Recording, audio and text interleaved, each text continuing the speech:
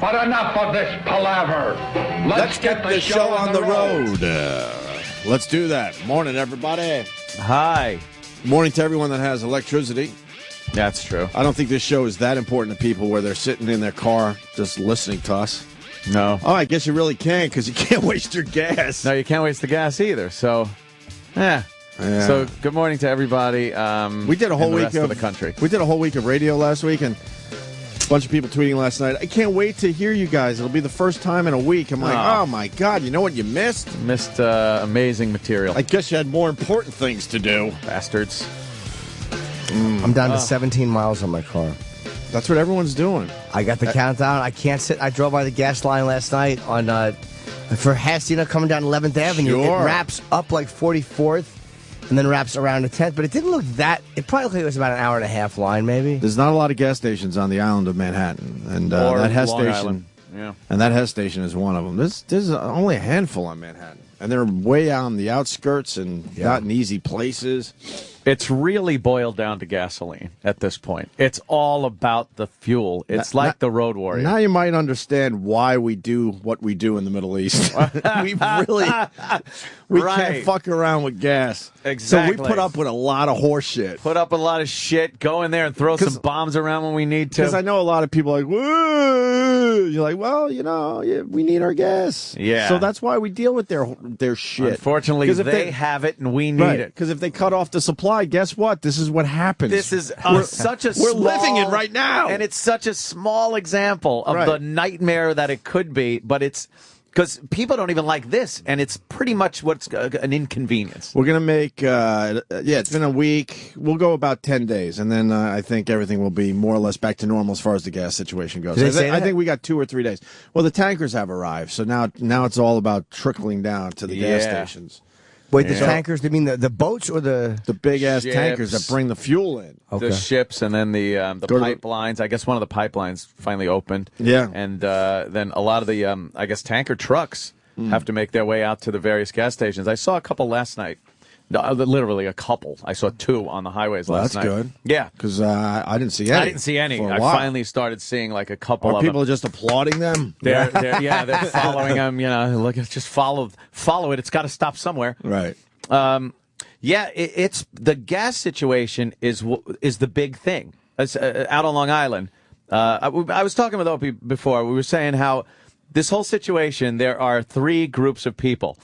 People that are completely unaffected by this. I'll raise my Opie hand. falls in that category. Can I? Because I ran into Russ Maneve, a comic, yesterday. Sure. We were out just eating and wandering around. He goes, hey, man, how you doing with the storm, you and your family? Because he's not really sure where I live. Right. I go, tell you the truth, Russ, I wasn't affected at all, and I kind of have like survivor guilt. He goes, me too.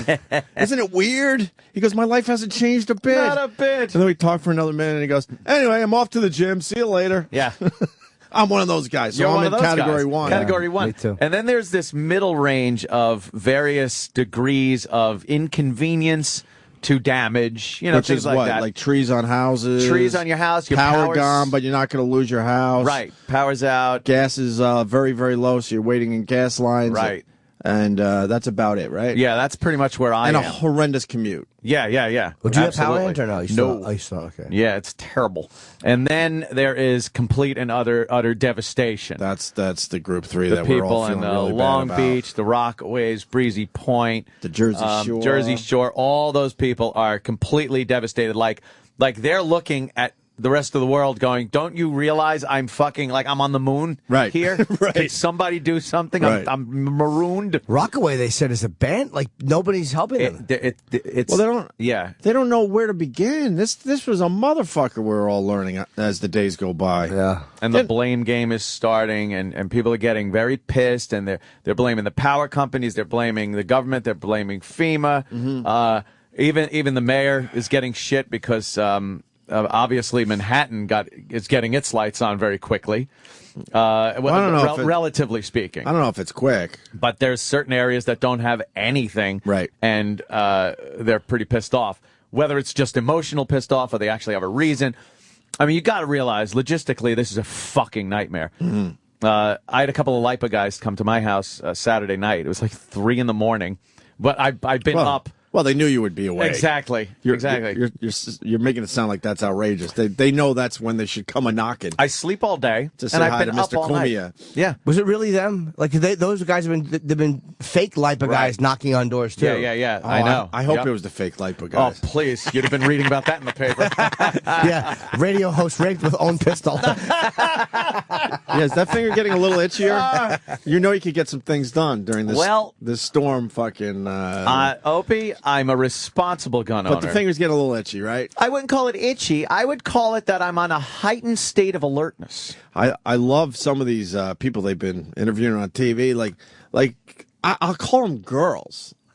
Not even like tough broads, just girls. Yeah. That if there wasn't a storm, they would just be kind of getting their nails done and shit. And they're like on TV, like, we're protecting our homes from looters. We will shoot any motherfucker that comes and tries to take our shit. Tough bitches. A lot of people have become tough bitches. Yeah. Anyway, go ahead. Yeah, LIPA comes by at 3 LIPA a.m. guys came by at like 3 in the morning. I see their little, I hear it on your door, and at 3 in the morning, you know, you're like, what the fuck? And I see a little flashlight. I just go to the door and stuff, and they got their whole LIPA gear on and everything, and they were smiling. So they were white. So I assumed. Yeah, so they knew who I was, and through one of the dispatchers that I know, they came over to explain the situation to me, because explain to me. Oh, that's nice. What the fuck the problem is. Who are you that you get an explanation? Well, I'm Anthony, and I entertain you people. They had to come by to give you an explanation. Yeah. That's awesome, actually. Yeah, they came by. And, one of the perks of the jobs, people. Yeah. What'd they say? That I'm truly fucked. Really? Yeah, they said a lot of the mains that are coming into my neighborhood, trees just repeatedly were falling down on these main lines. And here's part of the problem that they said. They actually, a couple of the guys blamed it on the Jews. The Jews in my neighborhood, they come by to do maintenance, right, and cut these trees down. In my neighborhood, the parkway is kind of close, and they don't want the trees cut down because they don't want to see or hear the parkway. Right. So it's kind of a barrier. And then when the storms come, they fall, and that's where all the electrical lines are too. Sure. So they just topple on top of these. And that's the part of the parkway where they don't have lights either. Yeah. Why is that? The town was able to no idea get that done, or the locals were able to get that done, where there's no lights in that stretch of the parkway. Yeah. Because people don't want the bright lights seeing the glow of the parkway from their homes. So they came into my yard, and I showed them. They weren't even aware of my more localized problem, right? Which is a snapped telephone pole in my between me and my backyard neighbor's property. Is it still there? Yeah. Just snapped? Snapped with a big giant transformer on the snapped part on the ground with all the wires ripped out and a giant tree on top of all the wires. So for them to coordinate tree removal and wires and everything, it's very difficult. And what their goal is to get as many people online as possible. So to get a whole crew to put a pole in and get another fucking transformer up there for me isn't. So how long? Saturday they told me 4 days. Another 4. Yeah. Sunday, Monday, Tuesday, Wednesday, just in time for a nor'easter that's going to punch us in the balls. Yeah. And we're going to get punched in the balls this week. And my generator died on me Saturday, so I had to get another generator. What do you mean? You burnt it out? It just fucking went bravo. I hope that happened. I hope that happened when you were doing something really important. I really hope. I really hope. Well, the good thing is, how did it sound when it stopped? Oh, that's the worst feeling ever. Oh, and I heard it. I heard it. And did you try to start it up again? Yes, of course. And how does it sound when you start it up? Oh, is that the worst? Not even a fucking inkling that it was going to start. Not even a sound of hope? Not even. Remember the sound of hope? You're like, you're like, oh, okay. Something's going on. This might happen. Just out. Your generator got tired. It got sleepy. It laid down to rest. It got sleepy. So at that point, I had a full tank of gas because if you recall, Friday, mine and Danny's drive back home, we went for it. We just went for went for the drive. I had my low fuel light was on when we left the parking garage here. So and they say that's good for 30 miles. Okay, I was going to say maybe 20 even because you got the big Escalade. Yeah. So I was driving very nicely like I never do, not getting the RPMs up. And we realized, we got out of the city real fast. Right. Like, we can make this. So I made it I made it home.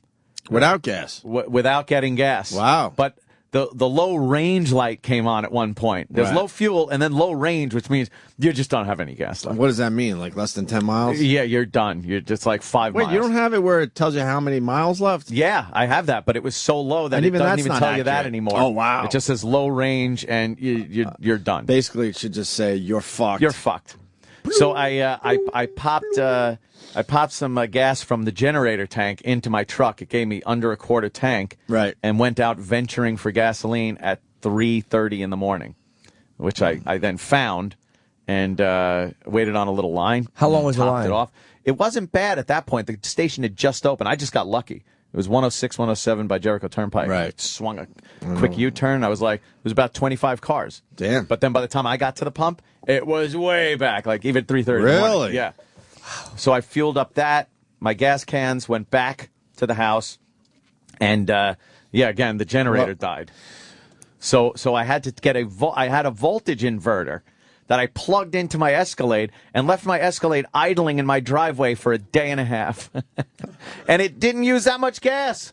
How much did you lose in a day and a half? Half a tank. That's it? That's it. Wow. Not too shabby. But I was able to run 2 lights off of it and my computer, which I went on Hulu and Netflix and stuff, so I was able to watch some stuff.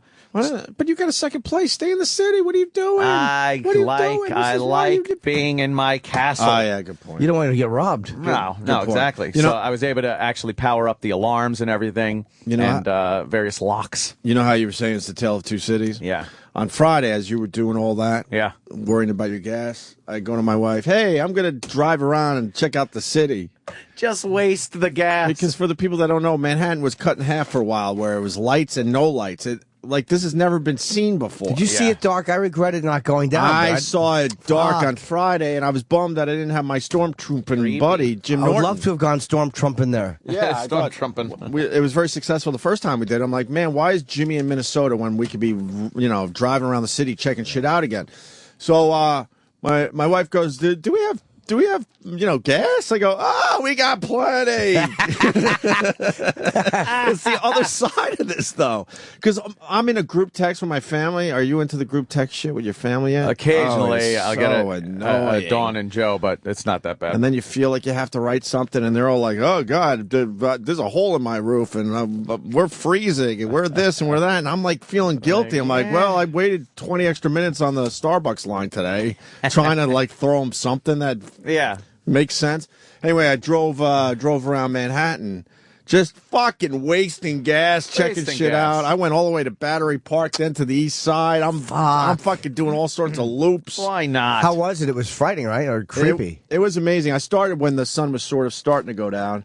Made it to Battery Park, and there's just hoses everywhere with water, pouring out of them because they're, they're getting the water out of the tunnels and stuff. Oh. But they have that shit figured out. I was telling Aunt, you go down the road, and all of a sudden there's a bunch of hoses with water just spilling out onto the street. So I'm like, okay, they know that drain somewhere. They know where that's going.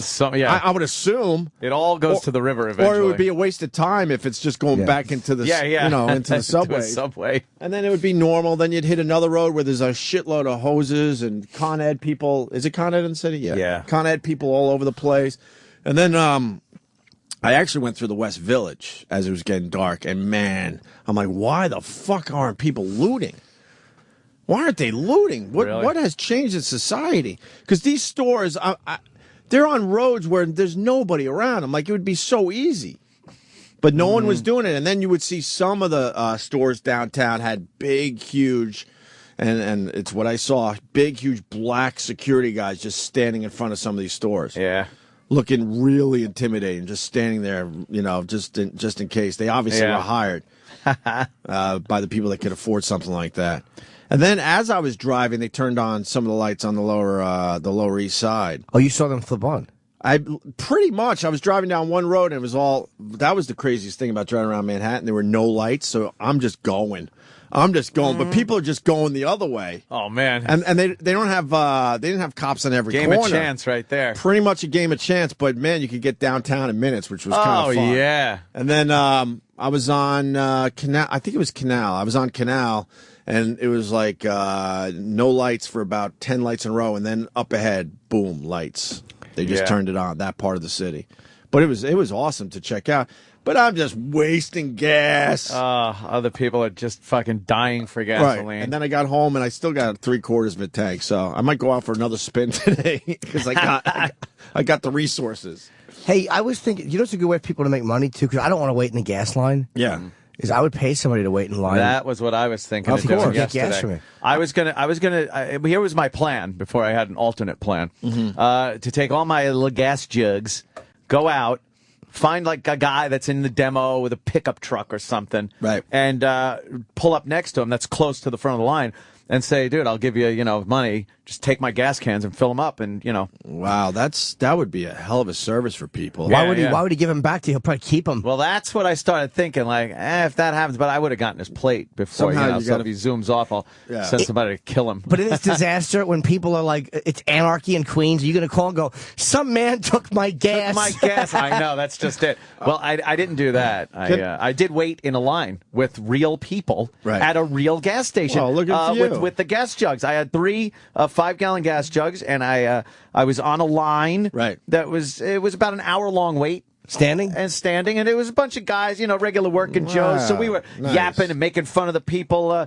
that were pulling up to the gas pumps, and I'll talk about it a little later. But you told me a different story before the show today. Oh well, that was last night, because every day is a new adventure on how to get gas. So that's like the Road Warrior. That story you just told actually happened? Yes. Okay, because you didn't tell me a different story. No. The one. Hold on, really fast. I'll tell you that one. Yeah. Because people are getting pissed. Because look, we're doing the best we can. This guy's like, hey, I'm a Homeland Security federal police officer. I'm helping out on the Rockaways. There are people down there. All right. Hello. Who said? Oh, you want to actually talk to him? I thought that was him. I thought he was on. Okay. G. Sir. Hey, buddy. I think our point is that everyone is spread pretty thin. I would assume there's people in all the affected areas by now. No, there definitely is. There's 3 FEMA disaster recovery centers set up in the Rockaways, and they're actually they're going pretty well. No one's really looting, no one's rioting. It seems to be plenty of supplies. It's just people don't understand that it takes a little bit for it's a logistical nightmare. It takes a while for everybody to get in place. There's one set up at Cyclone Park in Brooklyn. I'm sorry. No, I was saying, of course, it takes some time. Yeah, and they've officially set up their main headquarters in Queens, so everything's rolling. What is the best way to give money that it's going to get to the people? I worry about charities. I don't trust them, so I haven't given anything because I always think these charities fucking. You had to watch the super concert that was on TV Friday. Quick text, $10. Yeah, the problem is that people show up to these FEMA sites thinking that there's stacks of cash waiting for them, and there's not. Right. So it's a long process, and if you get the chance to go down to the Rockaways, if the news doesn't do it justice. I mean, it is just absolutely disgusting. That storm did. How do we get there today? I'll go there today and sweep up a little. I'll do a little sweeping. Take the Belt Parkway to 11 South. I don't know if I have enough gas. You were driving I wasted a quarter. You don't want to get too far from downtown. I got 3/4 left. Can I get to the Rockaways and back? Do some sweeping? Yeah, sure. All right, I'll go sweep. No, but I want to give money. I just don't know where. 'Cause the Red Cross, are they like? I mean, I know they're legit, but does the money go where you want it to go? Because with charities, there's all this nonsense that happens. There's always. I don't. The Red Cross. I don't really. Get some money where you're just done with these people, right? I don't see where that money really goes. Right. Yeah, I want to give it, but that's always the question whenever this shit hits. Like, freaks me out. Then you find out, well, you donated to whatever. I'm not even going to name anybody, and then you learn like months later that it just kind of sat there because there's all sorts of red tape before the money starts moving to the people that need it. So I don't know. Yeah. I don't know how that shit works. What's kind of impressive about the sanitation department and everybody is that they are immediately cleaning up the Rockaways. I was there starting Monday night when, a large section of buildings were on fire because of a gas line, and just the cleanup that they've done in just a week is remarkable. It really is. Right on, brother. All right. Thank you, guys. You take it easy and enjoy your Yes. Thanks, buddy. I know. I do feel bad. We have power. My brother's restaurant, F.A. Triley's, which I talk about a lot on the show, he had to throw away everything. Of course, yeah. He's figuring he lost 20 to 30 G's. Jeez. And then Ant goes, is that covered by insurance? I don't even know. I don't even know how that works. I wonder. They have to have some kind of storm insurance at a restaurant. He had to throw everything, everything away. Even the chairs? I don't want these. Empties the place, the ovens. He didn't explain the storm damage itself. I'm not really sure, what happened in the village of Huntington. But yeah, he had to throw all his food away and start over. If you're eating off of any of those fucking street carts in the city, you're crazy. Ready for this? Yeah. I had a burger yesterday from a place in our neighborhood, and obviously these restaurants weren't getting their regular deliveries. I had about 4 bites of this burger. I went, this meat's bad. Yeah. And sure enough, 3-4 hours later, Dude. I don't even have to tell you what was happening. Where were you? I got a quick fucking bout of food poisoning. You want gyro? I sell you the gyro. The lamb is just fucking rotting. Well, this was a restaurant in the neighborhood because I think people are making judgment calls. Like I just told you, my brother said, "Fuck, I didn't want to throw $20,000 worth of shit away," but he did. But I'm sure some of these restaurants are like kind of doing this, like, I think we might be able to push this forward a little bit. That's good. Doesn't look that bad. Yeah. And I got hit with something yesterday, man. Well, you've been. And then I told my wife, I'm like, why are we ordering out? We got to wait a little while because people aren't really getting their deliveries yet. Their regular deliveries. Yeah. I'm so dumb. This is what I did last. I ordered Chinese food last night. Oh boy, from a place up the street from us. But I got the chicken and broccoli. I got no rice. I don't know why I'm telling you that, but the chicken. Like, why would I order chicken? That was stupid. It's not really stupid because with the flooding, all the rats came above ground. So yeah, they could. The Chinese people, abso-fucking-lutely, dogs, cats, rats, are in heaven right now. Whatever you need. Look, man, I'll say it again. I've told this story 20 times, and I want to tell it another 20 times. When I was living in Northport, there was a Chinese restaurant. It's long gone now. I sat there and ate some kind of chicken dish, and I have no doubt in my mind I wasn't eating chicken. There's no fucking doubt in my mind. It was so gamey. I ate half of it before I realized this is not chicken and threw it away. And then you got to wonder what the fuck it was. I don't know what it was, but I know that it wasn't chicken. I just know. Because when you talk about this with Chinese restaurants and stuff, they come out of the woodwork. But I'm telling you, I had an experience where I knew I was eating something I never ate before. There's no doubt in my fucking mind. And that place closed down because I think they were probably getting a little desperate and cutting some corners, and people stopped going there. I don't know, but the gas situation is one of the biggest problems. Aside from people that completely lost their houses, the next biggest problem is this fucking petroleum situation. It's every day has been, where can I get gas? It's like drugs. It's like fucking it's like when you do coke, all you want is more coke. And all you're thinking about is, where can I get more cocaine? Well, with the gas, you get some gas, you feel good because you got a lot of gas. Right. And then you'll be using it, and then you start looking and go, oh shit, it's getting low. Oh fuck, where am I going to get my next fucking fix of gas? And then you got to go out and try to find it. And you either score or you don't. And like I said, I went out 3 a.m, and then the next day I stood in a line, and then the next day, is something else. But it's constantly trying to find gasoline. You gotta just find the drug dealer himself, right? Because it's all like, I know a guy. This guy. If we go over here, he's gonna, show us the way to the gas station. Well, last night I got that was the shit right there. What'd you do? You found the drug dealer? I found the fucking source. You found the gas source? I was on Twitter, and I got a little... People hate when we tell a little shit. tweet. It happens. I'm going to tell you right. Sorry. But I don't know. Maybe... Everyone's got to do what they got to do. This is... I just want to explain I'm actually protecting you. Oh, I know. But because what you're about to say is going to piss off people. Fuck them. But it is our lives. Fuck them. It is our lives. Every once in a while, someone fucking, contacts us and takes care of us. Here's the fucking deal. I've seen so many people on the news, and you can understand they're fucked up. Everything's gone. They're fucked.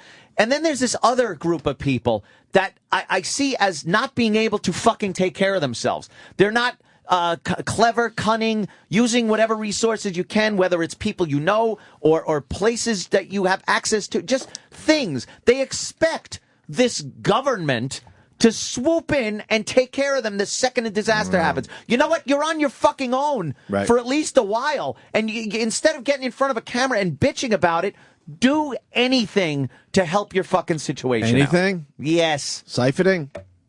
You know what?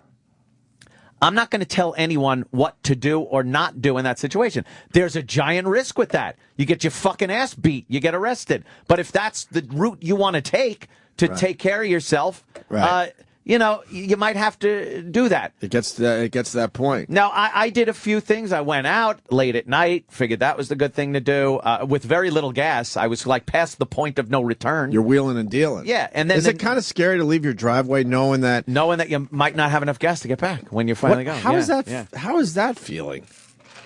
It's the point of no return. Because I bring it up because I don't think any of us around our age, 40s, know that feeling where you actually could run out of gas. And a lot of people are going through that right now. They pull out of that driveway and they just wave goodbye to their family like, wish me luck. I've seen a bunch of cars on the side of the road. They're out of gas fucking cars. They just ran out. Wow. So I did that. And then I waited on a line like everybody else. I did that because that was that day. That was the only way for me to get gas. But I realized that, and that's what I did. And then last night on Twitter, I get a tweet from a gentleman. Gotta love the New York State Police. Thank you. Working security details at gas stations. Keep the riffraff from beating each other up on these long lines. Well, they need a place to gas up, and they need a place so they could do their jobs. They have a certain pump that's allocated for God, I had no idea this was going on. That's cool. And I was able to wheel in and fill my vehicle. It was a 30-mile drive from my house. So it wasn't like it was right around the corner. People have been driving to Connecticut from where? I understand. Right. No, but driving to Connecticut from the city is just about 30 miles too. Yeah. So it wasn't a fast drive. Because I've heard those people. I drove all the way to Connecticut. I drove all the way down to Philly. I drove, I drove to southern Jersey. All that shit. Yeah. No, I drove out about 30 miles or so. And gassed up everything. My gas cans, my fucking truck, I topped it off where it was dribbling out of the fucking nozzle. Wow. And then drove back home, and I had all my shit. Were you singing a happy tune on the way home? I felt good because I had my shit. I was very happy. But here's the deal. Right. Now, tomorrow, the next day, because I'm going to be without power for a couple of days, that shit runs out, and now I got to figure out how to get more gas. Can't you go back? Probably not. It was a one-time deal. He was there at that station. They don't put him at the same place. So that worked for last night. So now you got to figure out for the next time how it's going to work out. Exactly. Gotcha. And this is how it's been the entire fucking week. Now we're a week into the storm. They're saying that gas would be back to normal more or less in another, I think, 3 days, they said. Yeah. How close were we to complete anarchy for real? It was. How close? It's going to be about 10 days. Yeah. We made it to 10 days, but they kept what happens if it goes another week without gas? I know. How crazy. What ends up happening then? This is like real life Sim City. Yeah. What's the next step? Much more angry people. But what breaks down at that point? If it was another week where you really couldn't get gas? Theft, siphoning, fucking carjackings. Things like that. Maybe not carjacking, but more sneaky shit probably. Sneaky shit at first. Like siphoning would probably be a big deal. Then it just gets crazy. Here's another thing I realized while waiting on the line. There's the pull up with your car line, right? And then there was this come in with your gas jug line, right? So I went in with come in with your gas jug line on Saturday. That's the only option I had, and there were a bunch of working guys online. It was kind of took about an hour. Which isn't bad. It was kind of cool talking with those guys. It was, the old job site kind of guys. Very cool. But we saw how fucking stupid people are and why these gas lines move so slowly. Every fifth car or so, someone pulls a bonehead fucking move, and you just want to fucking yell at them. What's the move? There were a shitload of things going on. There's people that don't know how to pull around another car if the pump opens in front of a car. Right. You got 4 pumps, right? Right. And they don't know how to just go around. So there's an empty pump. Right. So that's holding up the line. There's other people that don't know that the gas nozzle will reach the other side of your fucking vehicle. Right. So you don't all have to wait on one side of the pumps. Why can't we get a guy at the gas station taking care of all that? Well, if they spoke English, that would be wonderful. But and they're just idiots. They don't even know. The people that were standing on the gas jug line were directing traffic and telling people, "No, come up this way." And then the epitome of I couldn't figure out what the fuck was going on. A guy pulls up in a Mercedes, and he's at the first pump. And there's a guy behind him at the other pump, and next to him at the other two on the other side. His car fucking conks out right there at the pump. There's 4 pumps. It's 25% of your fucking output is now blocked by this guy. The gas station guy comes out with this battery pack and jumper cables, lifting the hood. They're futzing. They're fucking trying to start. It's not starting. Everyone's just saying, push the fucking thing out of the way. Of course. They wouldn't push this fucking thing out of the way. Why? Because they're idiots. There was no reason for it. And then we were actually saying, well, if you're not going to push them out of the way, can we go over there with the jugs and fill up because no cars are going by there? No, that jug line. Yeah, but you're wasting a whole pump there. Jug line. That jug line. They all become the soup Nazi. You fucking idiots. Did you hate them? I wanted to douse him in whatever gas I had and throw a match. They all become the soup Nazi. They are idiots. I can't stand them. So yeah, and then this woman blocks the gas line. She's at the end again, right? And this car's behind him with a couple of girls in it, and they're like, "Could you move?" And she goes, "I'm waiting for my change." You don't wait for your change on the fucking line. You move forward. Well, that's the me, dude, right? mentality that everyone has. And she couldn't to fathom a certain extent why the car behind her Why? that Because wanted she's to wait for good. gas She's was good. pissed. She's gassed up and she's good. She's going to wait for her change. She had to wait for fucking change. Well, we've all been waiting 4 years, right? Yeah. Wait a little longer. Has anybody pulled the move that people put? Like, I think it's murderable when you're online to merge off an exit, and that scumbag that pulls up to the very end and jumps in front of everybody. And I also hate the person that lets them in. I'm like, don't let him in. Yeah. If I catch Kenny doing that, I yell at him. You know what? I'm a don't let them in guy. Never. There's so many let them in people. Here's what like when I you're do. merging and all that. Like, no, you don't let someone that just pulled up at the last second in. selfish. There's a way to do this. You don't understand. Ah. Here's what you do. I do it all the time. Because people are stupid and unattentive, and I take advantage of it. I'll fly. I won't stop and wait to get in because that pisses people off. I will fly. And the second traffic starts moving, you got to look way ahead. Yeah. And when you see someone fucking slipping, you slide right in. Oh, I'm not. Yeah. I'm guilty of cutting in, but I'm not going to let anyone else cut in. Exactly. That's how it works. And I'm not gonna do the slow creep in. Has there been anybody doing that at the gas lines, though, trying to cut up? No, they will kill people for that. And it moves so slow. There's no one gonna let you in. get in all front the of you. news coverage. It's very obvious that it's going to get ugly. Oh, on so those then gas lines. there was a little drama at the You can't jug fuck line. around. Right. I was about 10 people back with my little jugs and waiting for the gas pump to open up. And then the guy came over and finally did allow some of the jug people to use that gas pump, but for only credit card people. So he goes, anyone with credit card want to get gas? And I'm like, yep. I pick up my jugs and I start walking. And I walk over to the pump. And now I'm getting ready to pump my gas. And this guy comes walking over with his ugly, dumb fuck wife. And it's like, I was ahead of you on that line when he asked for the credit card thing. I go, yeah, I don't care. He said, who wants fucking gas for credit card? I have my credit card. I moved.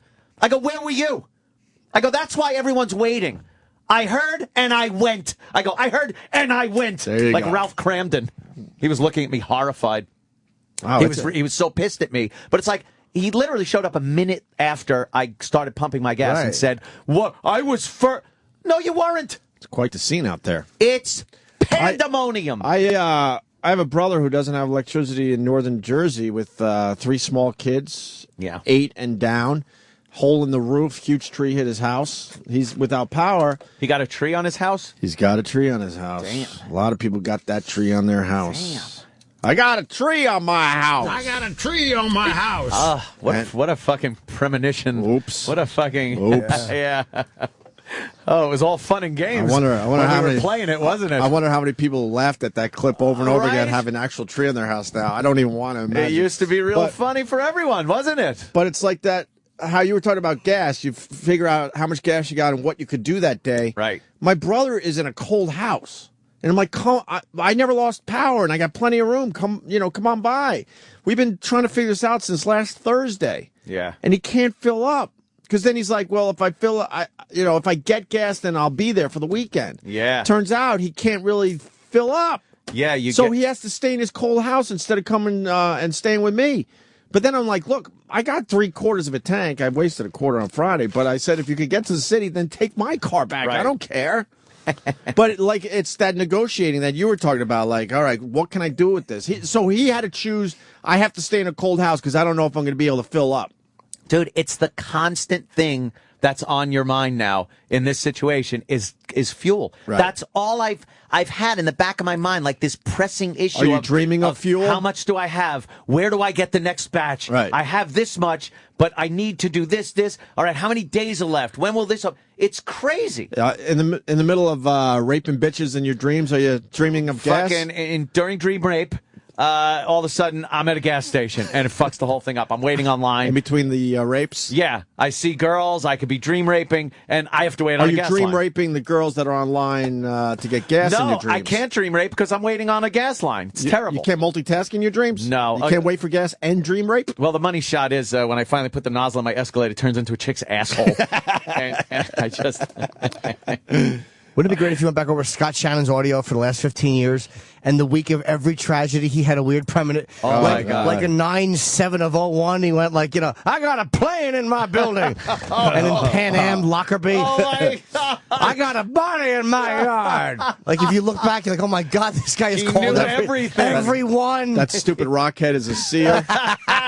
He's a seer. He's a seer. Yeah, I got a shooter in my... That's funny. In my, well, fuck. I got a gun in my knoll. I got a shuttle in my ocean. He just knows everything. He's been doing it for 50 years and never put the pieces together. Bastard. Stupid ass. Some guy, he went away, he couldn't wait any longer. He said that someone took 100 gallons from his truck. Oh, wow. Yeah, some thievery going on. And I want a to know lot of how. price gouging. Is the price gouging Well, happening? not at the gas stations, but there are people selling gas for $25 a gallon on Craigslist and stuff. Wow. I got my generator off of Craigslist, and it was a pretty good deal. Your new one? Yeah. Oh, because all the stores are out. All the stores are out. This guy I'm like, showed why up. would you deal with Craigslist? It was Craigslist. pretty cool, brand new, right? It's still in the box. This guy. He finally came to the house, and I think he turned out to be a fan because he was very friendly, and his friend came out of the truck with smiles and stuff. He was all smiley.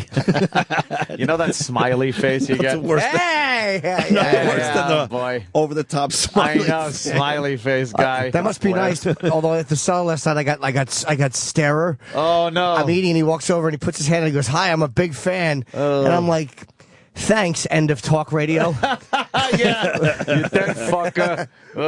And then you get sweaty palm guy. That's just the Staring guy is pretty good, too. He was smiley nice. guy. So smiley guy is... Smiley guy dropped off the generator. It was him and his Very smiley good. friend. But he was saying he drove up to Maine with a truck and bought a fuckload of generators Smart. to bring down. Smart. And he wasn't making he wasn't fucking doubling the price of these things or Yeah, but anything. getting some he was pocket making a money, few man. bucks. You know, he was performing a service because there weren't any fucking generators. So I had no qualms with what this guy was doing.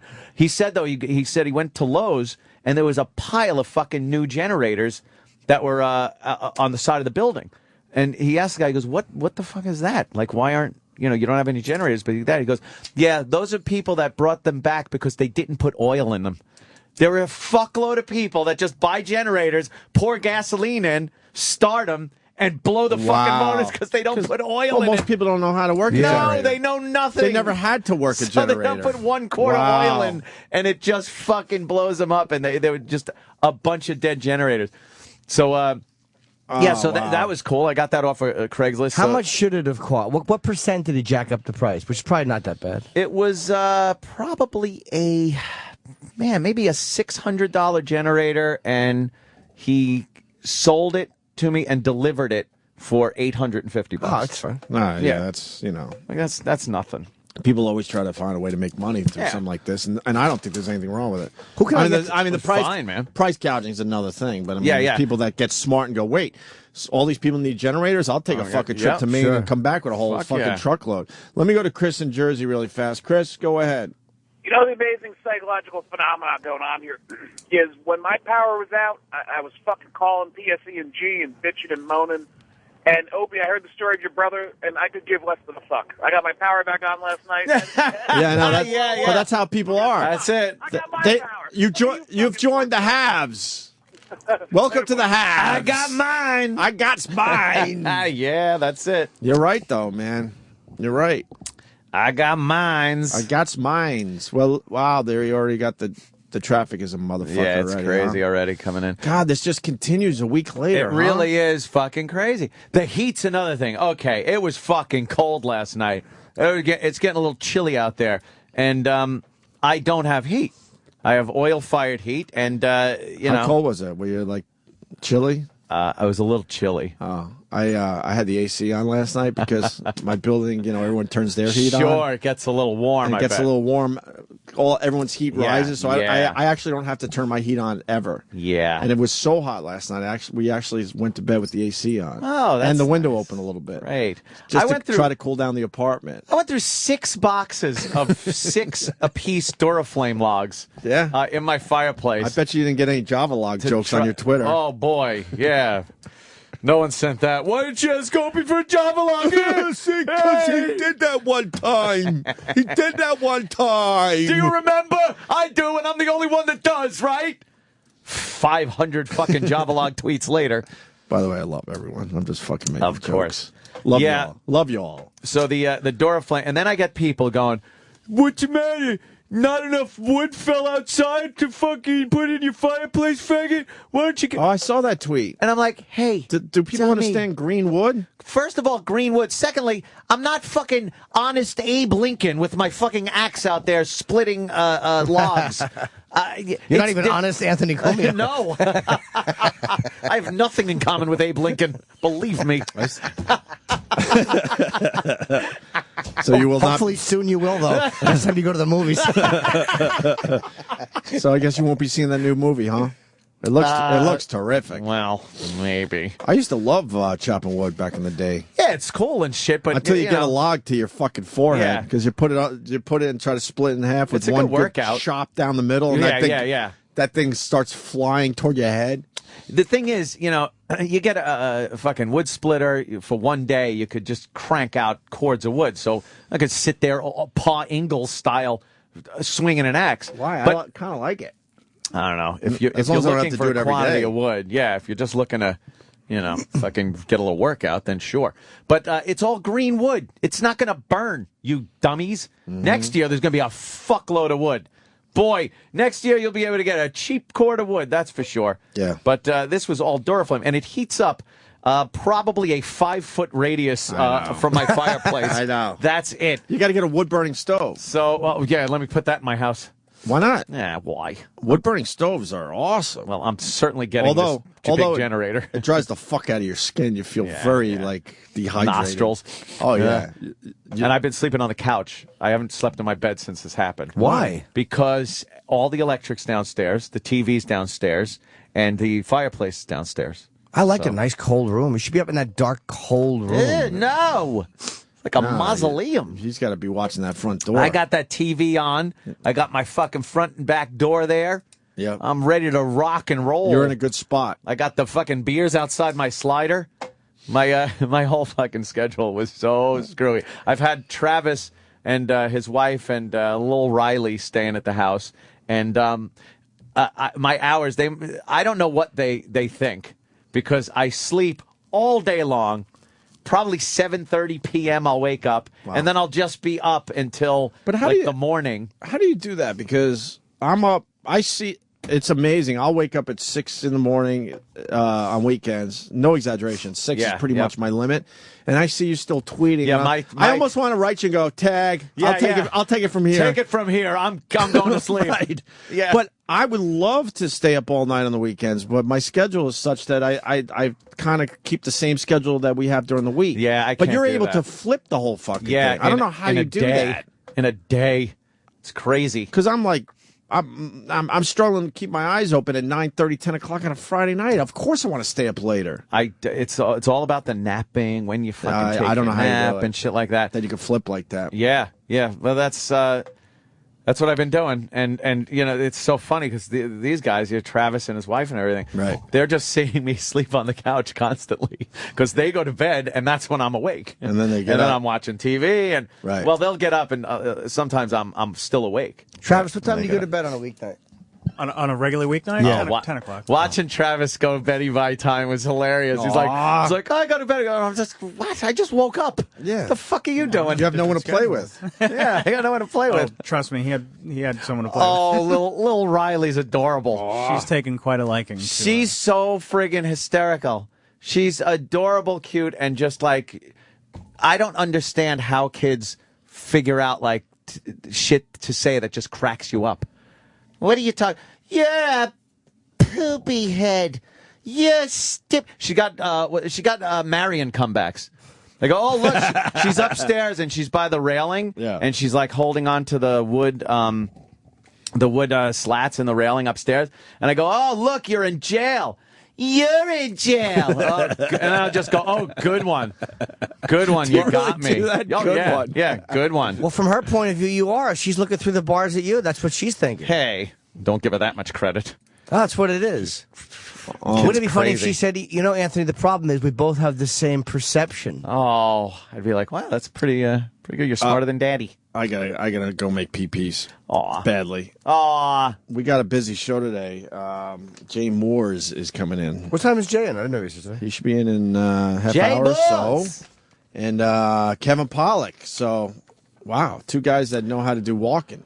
And Jimmy does a dynamite walk. Oh, that's right. Jim Norton does a very good walking as well. Oh, you said, you were going to buy me a hat. I have to plug. Yes, go ahead, Jimmy. Jim, you can see him in Buffalo. That's not bad. It is not bad. It's getting there. For New Year's Eve. December 28th through 31.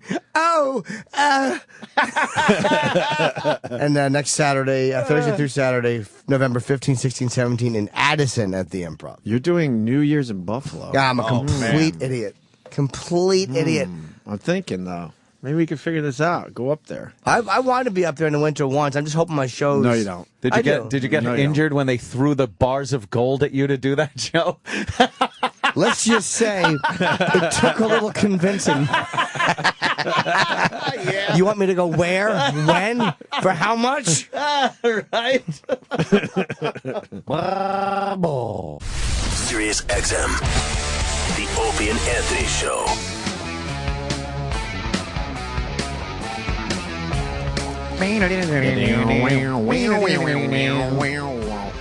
Want to congratulate Louis C.K., man. SNL, huh? Fucking SNL. He walked out on the stage. I'm like, holy fuck, that's Louis C.K. on SNL. My God, man. Been on our show. Absolutely. Yeah. I think he did very well with the SNL. That makeout scene was unbelievable. I didn't get to see it.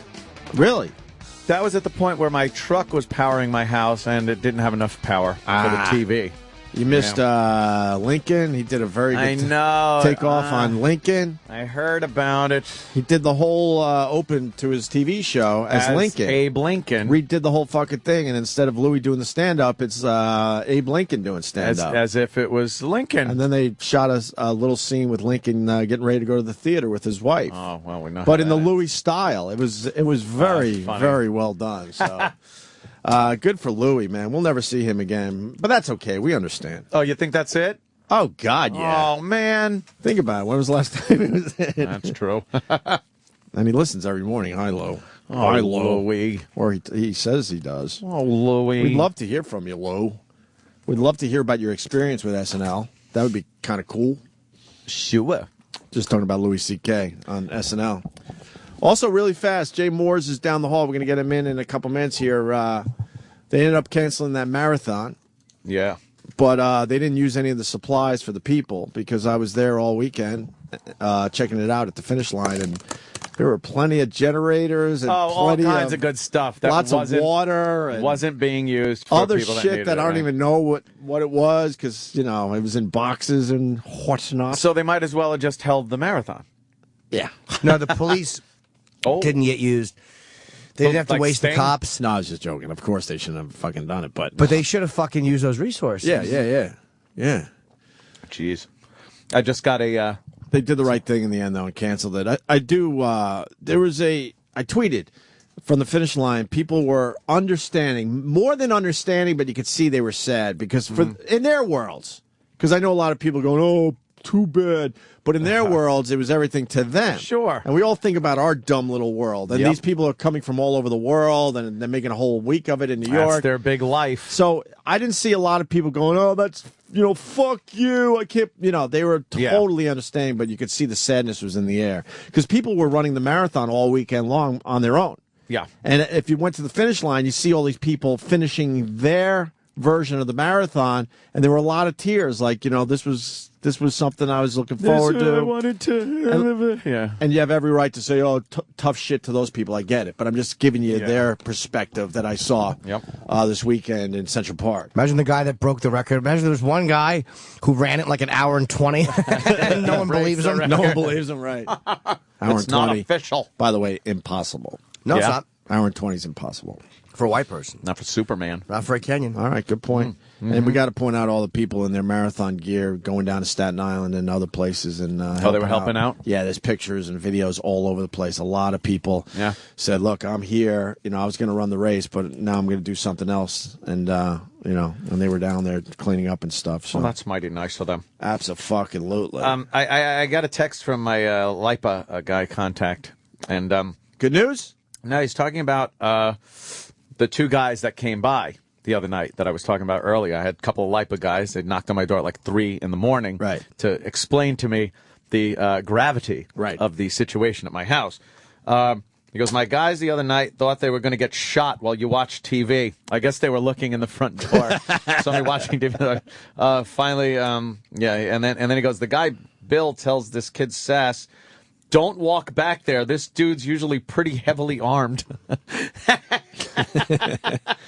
You got to get shades, man. That's hilarious. You got to get shades. Yeah, maybe I do. You got to, funny. Fucking have metal gates that come down or something. I Am Legend. But, that's funny. Something else. The marathon was a big story. They did the right thing. Oh, Mike Francesa. I know we beat him up. Yeah. I know we beat him up on the show. You were telling me about because it's very easy to beat up Mike Francesa. But someone turned me on to his rant on the New York City Marathon. It's on YouTube. Fucking, I don't even know if he understands how funny he is. I don't think he does. But I don't think he's purposely being funny. No, he's just being himself. But he's being himself in a way where it's hilarious to listen to. Maybe the guys in the back could pull a couple clips. He's got a couple of really good rants on the marathon. He was losing his mind about it, like people running through. Oh, yeah. Running through a disaster area, just taking sips of water and throwing the rest on the ground while people are dying of thirst. Well, this is just a fat guy who hates the marathon on principle. Any excuse he could have had to fucking bash it. Yeah. Really? What? Yeah. I got a 1.5-minute clip over here. Oh, let's try it. We'll go to let's go cold. I don't know if this will work, but I mean, you got people standing in front of demolished houses 3 miles from the Verrazano Bridge. Yeah, it's insane. I mean, really, this is one of the worst calls, Jay, you're right on. It's one of the worst calls I can remember.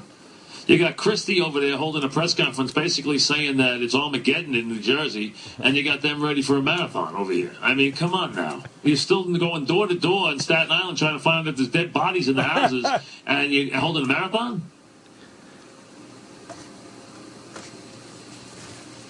Christie's talking about not having enough clean water in the state.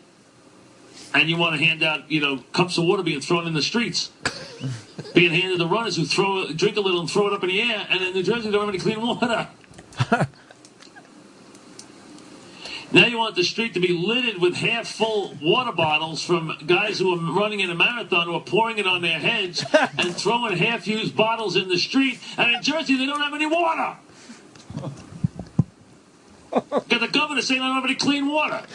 Well, come over here. They'll throw the bottles in the street during a marathon. You can pick it up. Fucking Mike's getting pissed. That's great. Good for him. How can you think of it? How much worse can it get? You know what a marathon or a race looks like. You got littered water bottles, half used, all over the place. You got the governor saying we don't have any clean water. How many times are you going to make the same fucking point? It's maddening. Is it maddening? Third time he made the same. He has nothing to say. I enjoy same point 3 times in a row. It's hilarious. Why they going to throw water? They got no water in Jersey. Rewind. I enjoyed it. I enjoyed it. But it's the same thing he's saying. There's a 40-minute rant on it. But that. I bet he goes up 20 times. Because that's why it's funny to me. It's like he's obsessing about it. He can't wrap his head around the fact that people need water. They got no clean water. And these marathon runners are going to fucking take a sip and throw the rest on the ground. They throw it up in the air. I watch the marathon every year, and I'm telling you that they waste so much water. There's huge puddles where the water stations are. Right, yeah. Because they just take a sip, wet their mouths a little bit, and just throw the rest on the ground. They'll be running through it, and there's people just dying of thirst. Right. Well, it's Governor Christie's saying they got no clean water in the state. No clean water. Water. I don't know. I liked it. Mike Francesa. I wouldn't have minded if he made 2 different points. He made the same point 3 times. I got it. I heard you the first time. Well, the longer version is there's a lot more to it. So he just loses her mind. Oh, water. And that Wittenberg crying her eyes out on. I want to. I hear that. Was she? Mary Wittenberg. Boy, did she get a beating on Twitter. Oh boy. Good. What is she in charge, basically? Of the New York Runners Association or whatever. Runners. That's all she does. Probably all she talks about is running. Running. Look, the Shut timing. The timing was horrendous, but of course you had to cancel it. Yeah. Of course you had to. The ING New York City Marathon has always been about bringing the city together. And when we were hit with this unprecedented storm earlier this week, from the earliest moment, New York Runners and the mayor's office came together, and the whole idea was for come Sunday, for the marathon to really bring everybody together, uplift everybody, and help us both honor those who've been hurt and lost in this. Honoring them how? And by the way, Does that honor dead people? what you're hearing here is a whole line of bullshit. Shit. They're seeing all the money and all that shit. Yeah. And the money that she probably makes off it. And she'd have been all over the press and this with her smiles and. It's not. Hey, look at what this is. The first thought is never, well, this will bring the city together. That's never the first thought ever. Sometimes that's how it works out. But they're thinking about the money. How much money are they going to lose if they cancel this marathon? That's what they were thinking. Precisely. Her voice is annoying because she kind of has that thing. Does she? They brings the city together. I gotta listen. Her voice is irritating me already. Listen. And people are mad that the Giants played yesterday. They're like, if you cancel the marathon, It's why different. aren't you canceling the Giants game? Why didn't you cancel the Knicks games? I think he canceled one Knicks game, right? Yeah, Knicks Nets he cancels. The first night out. They're private events. They're not funded by the fucking government. Yeah. They're not using 2,000 cops. They're not running first downs through disaster areas. They're totally different thing. It is a different situation. 100% different. You don't cancel everything. You just don't have a city-sponsored marathon where people are jogging and running through the disaster area. Yeah, that would be like if people were living on the field and they still had the game. Like they opened up Giants Stadium for refugees a shanty from the town. storm. A quick shanty town. Yeah, they put up some tents and one let of the the people end live zones. there, but they still played the game. Yeah, I'd see where it's different. I understand in a way you can't shut down everything because of what's going on in your city, but the marathon is unique. They promote it as, a celebration. You're running through 5 boroughs. Amazing. Yeah. And one of the boroughs doesn't have water! Clean water. They don't have clean water. They're throwing it up in the air. They don't have clean water. He's all mad. I love it. Kind of liked it that he kept going back to the water. It was the same point. It just was, we got it. Honor those who've been hurt and honor. lost Shut up. in this really difficult, tragic storm. And also, Yeah, because that's what the family wants to see of their loved ones that perished in this superstorm, as they're now calling it. Yeah. Oh, they're honoring my dead relative by running through my fucking town. Yeah. And the other thing Mike Francesa brought up, what, Jimmy? Oh, no. What happened? I just saw.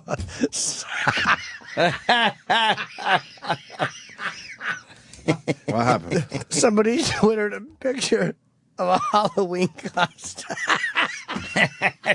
Jimmy, it's all wheezy laugh. What is it? Oh, no. The caption was, greatest Halloween costume ever. And, oh my God, it is. What is it? It's a guy. It's a guy, and he's got like. It looks like I couldn't make it out. He's got. That isn't even right. He's got like. It looks like there's a kid blowing him because he has like a backwards baseball hat, and the kid's arms are around his legs. He walks around with a little kid blowing him. That's terrible. Holy fuck. Oh my God, is that funny? How do you walk around with that costume? Oh, shit. Oh my God, is that fucking hilarious. Woo. Oh my God, that made me laugh. The other point Francesa made was that they were shutting down gas stations in Staten Island. Oh, great. For the marathon. Why? Before they canceled it, because it was in the way of the race. So they're actually going to close down some of the gas stations. Unfucking believable. Because they couldn't have the race and people trying to gas up.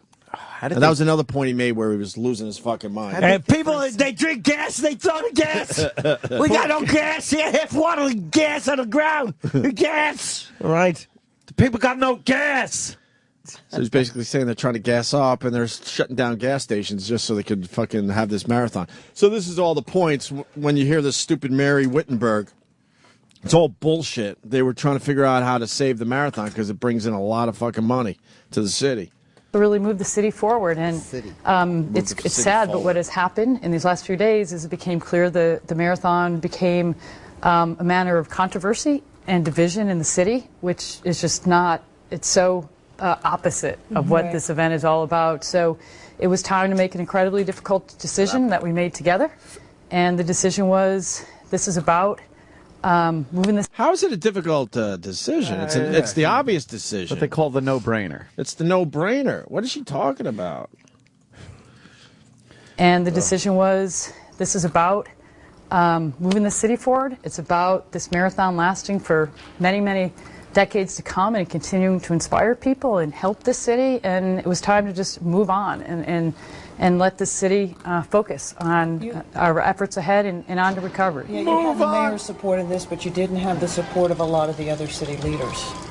Well, I think there are lots of different opinions about whether the marathon should have run or not. She still thinks it should have. Of course she does. Of course she does. She's not even apologetic. Self-centered twat. Of course she does. Sympathetic about it. She doesn't believe any of this shit she's saying. Of course not. It wasn't her decision to cancel it. She was told that it's going to be canceled. Right. Yeah. She was not in on the decision. And Sorry. that probably came from Ray Kelly, who I think is the police commissioner. I bet you it came from them, and they said, look, there's going to be a problem. Yeah. There's going to be attacks on the runners. Yeah. Someone's going to throw something and hurt one of your runners. It was leading toward that big time. And I bet you that yeah. probably came from Ray Kelly. Yeah. She didn't decide this. She was told. She wasn't in on the fucking decision. Fucking no. What do you think, Mary? Yeah. Well, I think the city needs to recover. I think we have to do the city. Fucking Chip Wittenberg. I fucking hate her. If we have to run the race or something, how come they call it a race when it's all different races or something? To run or not. I think that there are a lot of negative voices, and that had a lot to do with our decision because, again, it fed this controversy and conflict. Not your decision. Oh, Someone boy. told you this is what's going down. You get your almost pretty face on TV, and you fucking play your part. There's no tough decision. No. There's people who have fucking their homes are gone, and you want to set up a race through their neighborhood. That's not a tough decision. No. Fucking bitch. Go. How about this? You head on the turnpike south and run for 25 miles, then take a train home. Self-centered cunt. Fucking annoys me. Yeah. That's the city. Tough decision. We have to recover for the city. Fucking awful. You know what rotten blowjob she wants to give with that rabbit mouth? Also city. Just put the tip of your penis in my mouth. It'll bump my teeth. She has fucking Edgar mouth. I hate her. And I think they're going to try to run this thing, man, because they didn't start taking it down yet. It takes well over a week to take down the whole finish line area. And they're not using the stuff. But all you get sorts so of, many people. because they build all these temporary stands and, I mean, tents. And they can't be flying in, though, like twice. Well, I know. Well, I think what's going to happen, a lot of people obviously are going to fly home, but I think they do. I still think they just might do this in the next week or two. And it'll just be one of those years where it's a weird year for the marathon. I think they're holding out hope. I don't know. When would they do it? Do it. How about they do it in like December? They would have to do it Winter? No, they would have to do it very soon. Yeah. I'm wondering if they're just holding out, hoping that maybe they could squeeze us in the next week or two. Those generators. I'll have a just report sitting tomorrow there. because it'll be obvious if they start taking down the stands and stuff. Yeah, I saw generators just sitting there over Just the weekend. sitting there. Sitting there. I saw a pile of water, big, huge, like those big fucking office water fucking bottle things. Why don't they fucking distribute that? Well. What are you gonna do? What are you gonna do? Want to do a quick break and we'll get Jay Moore in here?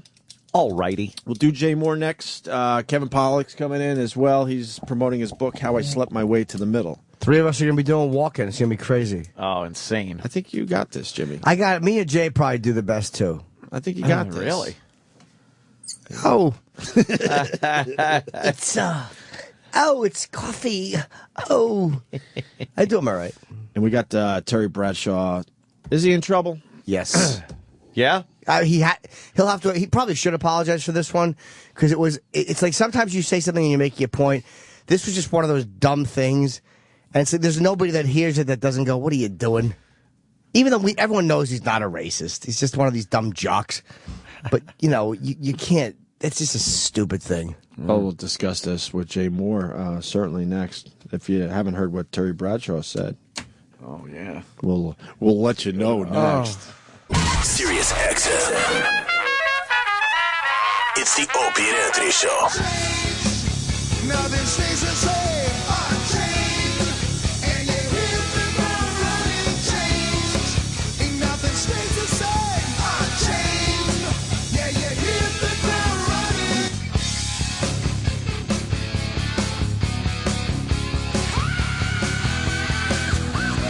It's our song, Jay Moore.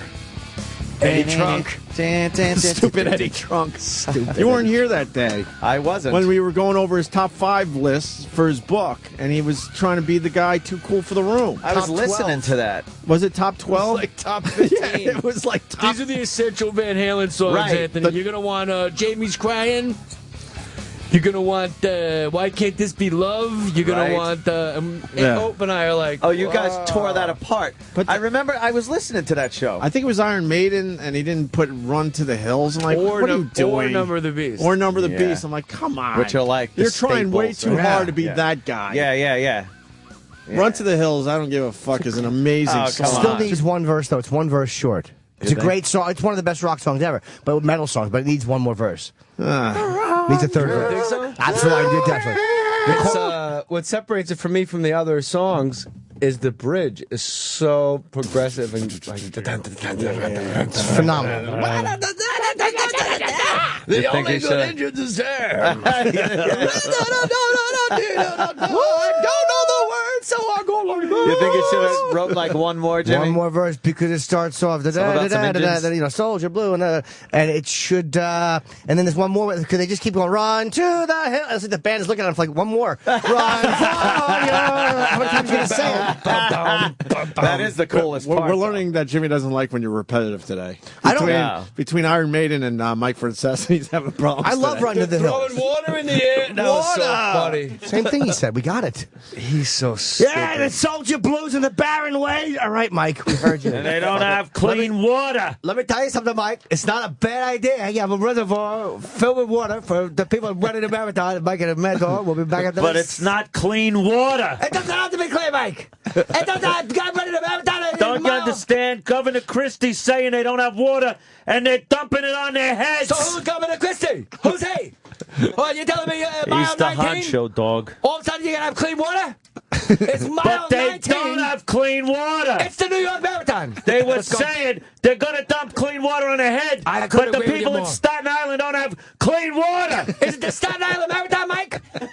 Is it Staten Island Marathon? Because last time I checked, folks, it was the New York Marathon. Let's go back to the phones. We have Anthony and Bayside. It's Anthony, one of the boroughs, and it's a war zone. They're devastated. You don't run a marathon. They don't have clean water. Mike, what about the boys and girls? They got cheated out of a chance to watch a marathon on television.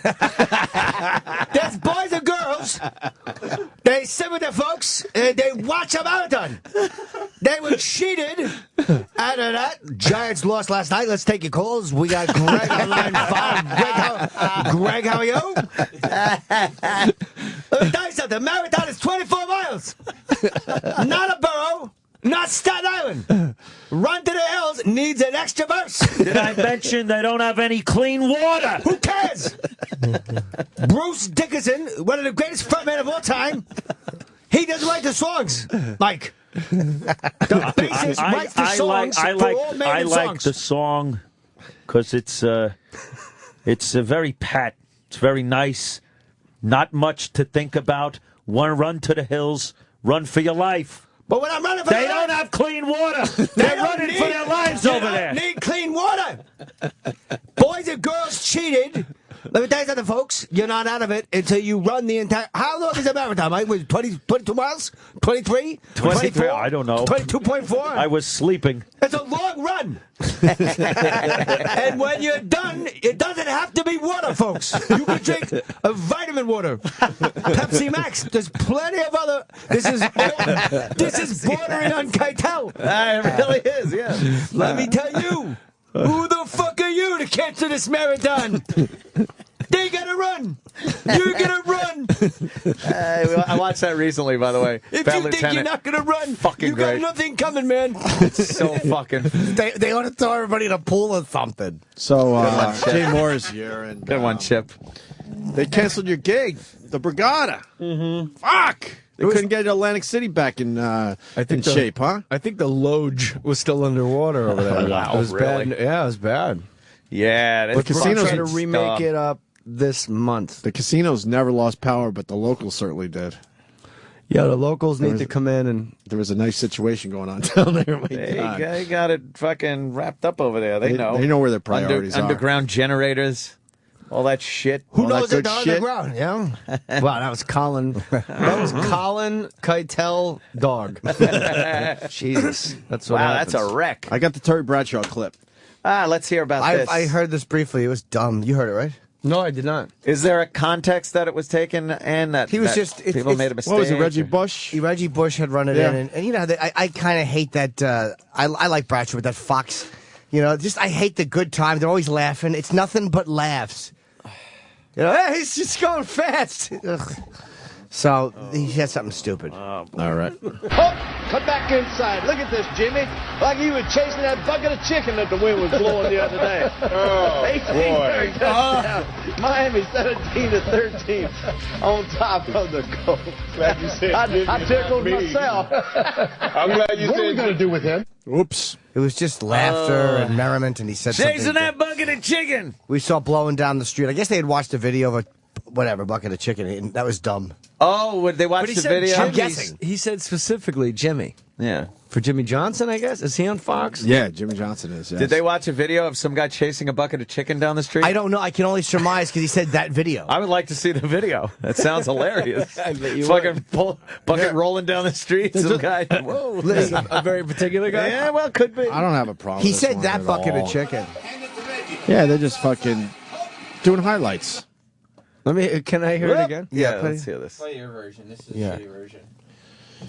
And we'll bucket do of that. chicken. Yeah, Reggie Bush is making a fine run, and It's not quite Jimmy He's the running Greek like level. he's chasing a bucket of chicken. Hold on a second. Let's break this down on a cellular level. Terry Bradshaw just said he's running like he's running for a bucket of chicken. Yeah. Chasing it, yeah. Or like how that other guy was chasing that bucket of chicken, like how that thing we watched. Like he's chasing the bucket of chicken, or like that guy was chasing the bucket. Version? Well, here's the highlight they were looking at. So let's break it down. Hit it, Sam. Well, I don't think there's chicken on the field, though. Wouldn't that be great if there was? Like, hey. Hand it to Reggie. Bounce outside. Oh, cut back inside. Look at this, Jimmy. Like he was chasing that bucket of chicken that the wind was blowing the other day. Oh, boy. The wind was blowing a bucket of chicken the other day. Chasing that bucket of chicken like the wind was blowing the other day. Yeah, so that's an inside thing. So it's an between inside them. joke. And I have absolutely no problem with it whatsoever. I have no problem. And that the PC police better stand down on this one. Yeah. Stand down! So he was talking about something they had both known about or saw. But it's one of those things where I don't think you should Wait, get is there any a trouble. video of a guy chasing a bucket? I would love to know about. Is there a statement from Terry? Maybe they were just watching it and they saw a guy in the street doing it. Yeah. This is SB Nation, this site here, Sam. Yeah.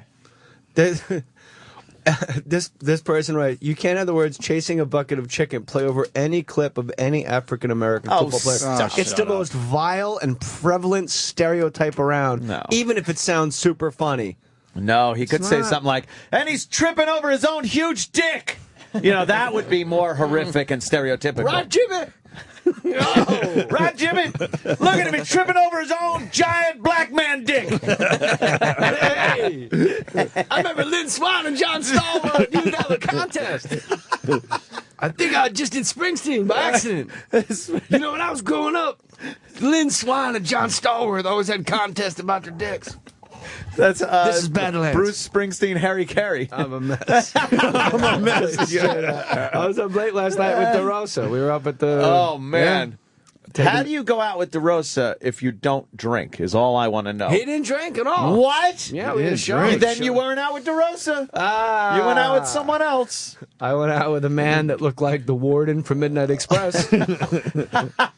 Colin had the best line about him and Bobby when they were on stage. They were doing something for Cheat for their book, and Colin went on and said, they look like King Kong Bundy and Rachel Maddow.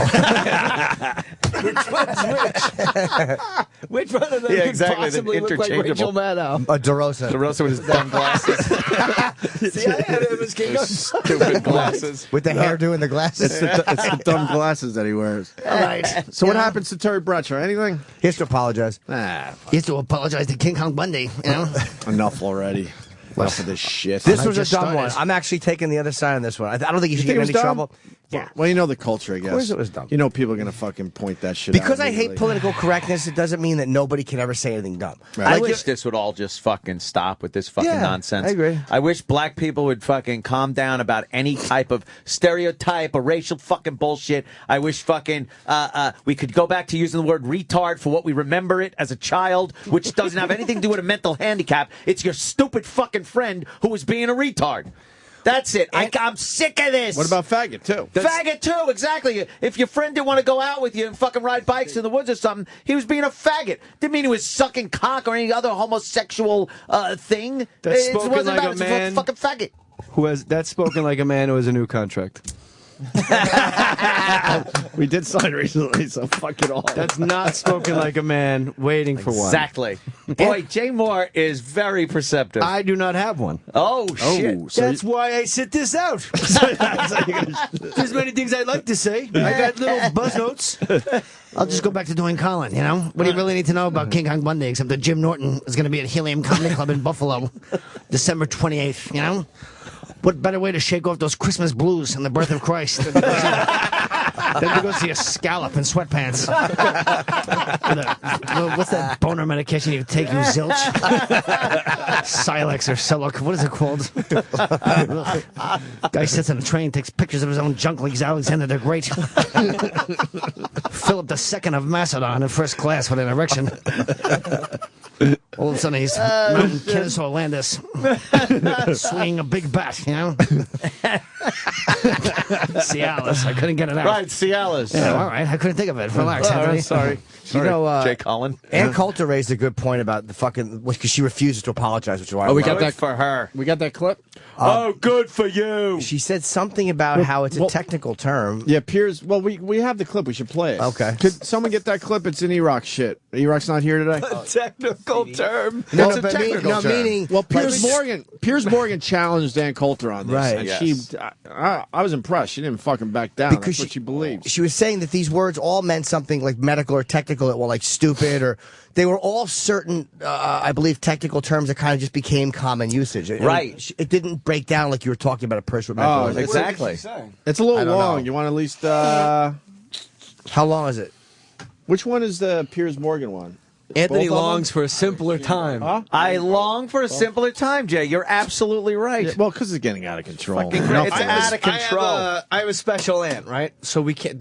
You can't say the word around her because it is it. The radar goes. It's DEFCON 5 if she hears it. Sure. They know that. They know what that means. That cracks the code.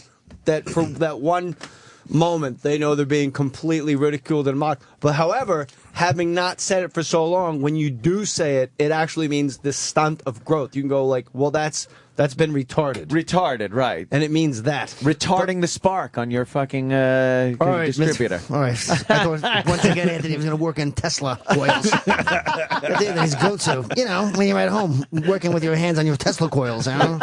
Why do your eyes change? Because I'm a weird. Into Colin. It's great. I think voice is there. And then, Independent. I'm going to go John Anderson this election, like 1980, all over again. you want to hear? Down, dummy. The 28th of December, go see Jimmy in Buffalo. Here's the Ann Coulter. Doesn't bother me at all. Good, it shouldn't. I enjoy him very much, Jimmy. The reason let me just preface it with, you're a very intelligent woman. You're very controversial, you're very intelligent. And you would have known absolutely the furore that would have come up. Here's the You would have known absolutely the furore. I would recommend the Prime Minister look across the dispatch box to dispel any controversy. Well, you know, I would assume many people probably want to strike you with a nice firm piece of aluminium. If it was in their schedule. Oh no! I bet you want to get a bunch of crumpets thrown at you or something. Here's the tweet that you tweeted during one of the debates. Here's the tweet. At the end of the third debate. Right. But when you read that back, you know what you did there. You know it was a deliberately incendiary thing to say. Incendiary. You knew that you were using a word that would be latched on by everyone who has a disability in America as their equivalent of the N-word to black people. Why did you do it? I think you are doing what you were so testy with Sununu doing to Colin Powell. You were just interpreting and announcing to the world what my motives were. I was sending out a tweet. I didn't announce anyone's motives. Yes, you did. You did it because you knew it would be incendiary. No, I sent out a tweet that I thought was relevant at the moment, and it was, because at the end of the third debate, all the chit-chat was, why was Romney so gentle? Why didn't he go after Obama on Benghazi? Why didn't he go after Obama on the Benghazi cover-up? But why call the President of the United States a retard? Because it's a synonym for loser, and we were spending 10 seconds on this, or it's going to be another 2 years before I come on. Because I am now you're threatening me. angry at the word police. I need an Encyclopedia Britannica to see what words are appropriate and which ones aren't. Okay, explain to me why retard is inappropriate. Because I heard you this morning say, look, what if I'd said imbecile, idiot, cretin, or moron? That was 2 nights ago. Right, whatever. Any of those 4 words, as you know, has not become, in the last decade or so, a word that is synonymously offensive to people with disability and is used. But if you call them an imbecile, that's okay. But that's what she was saying, that they're all... Right. Did you say crescent? Yeah, cretin. You're a cretin. Cretin. You're a plebeian. Plebeian. That's a dumb argument. You can Imbecile. I'm so conscious because Opie says my eyes change. Look, there they go again. Yeah, that's a stupid argument.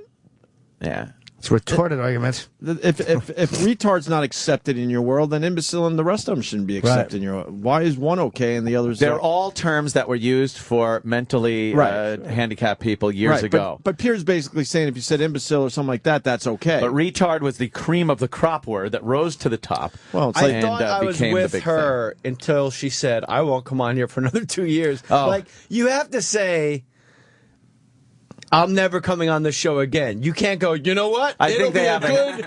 24 months Yeah, before yeah. you see me again, fella. They have an inside joke with that because, like, That's what oh, happened come last on, time, yeah. Last time because of that. It took like, about 2 years after the last yeah, time they Yeah, went it at took a while, so it's kind of a jokey thing. But I agree with her. To people with disability and is used in a offensive way about them by people. That is the difference. Do you call people with mental disabilities retards? Because I don't, and I think that's a nasty thing to do. A lot of people do to be offensive. Yes. No, they don't. They do, and you know They that. absolutely Why are do you not, pretending and to you be know naive they about do it? not. Of course You not. know, no one would call. Can you go back? Because I talked over that part. That's a good fucking point, though. You don't call people with mental handicaps retard. You just don't do it.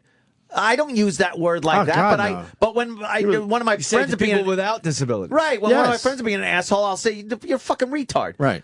But you Right. don't say to it, "Hey, look at the retard." Oh, that would be that's like- fucking crazy. You'd be a savage. But Yeah, you you'd would be say the fucking- retarded person that went by. No, I wouldn't say that. I would say retarded person. For a because that's- handicapped person? Yes, No. because that's honest. And it's not derogatory. Carlin had a bit about a simple, But no, honest language. but there's a difference there. Ann was saying you would never say it to his face. Right. But I'm saying I would say the retarded person. Really? Yeah. 'Cause I don't think that's derogatory or mean.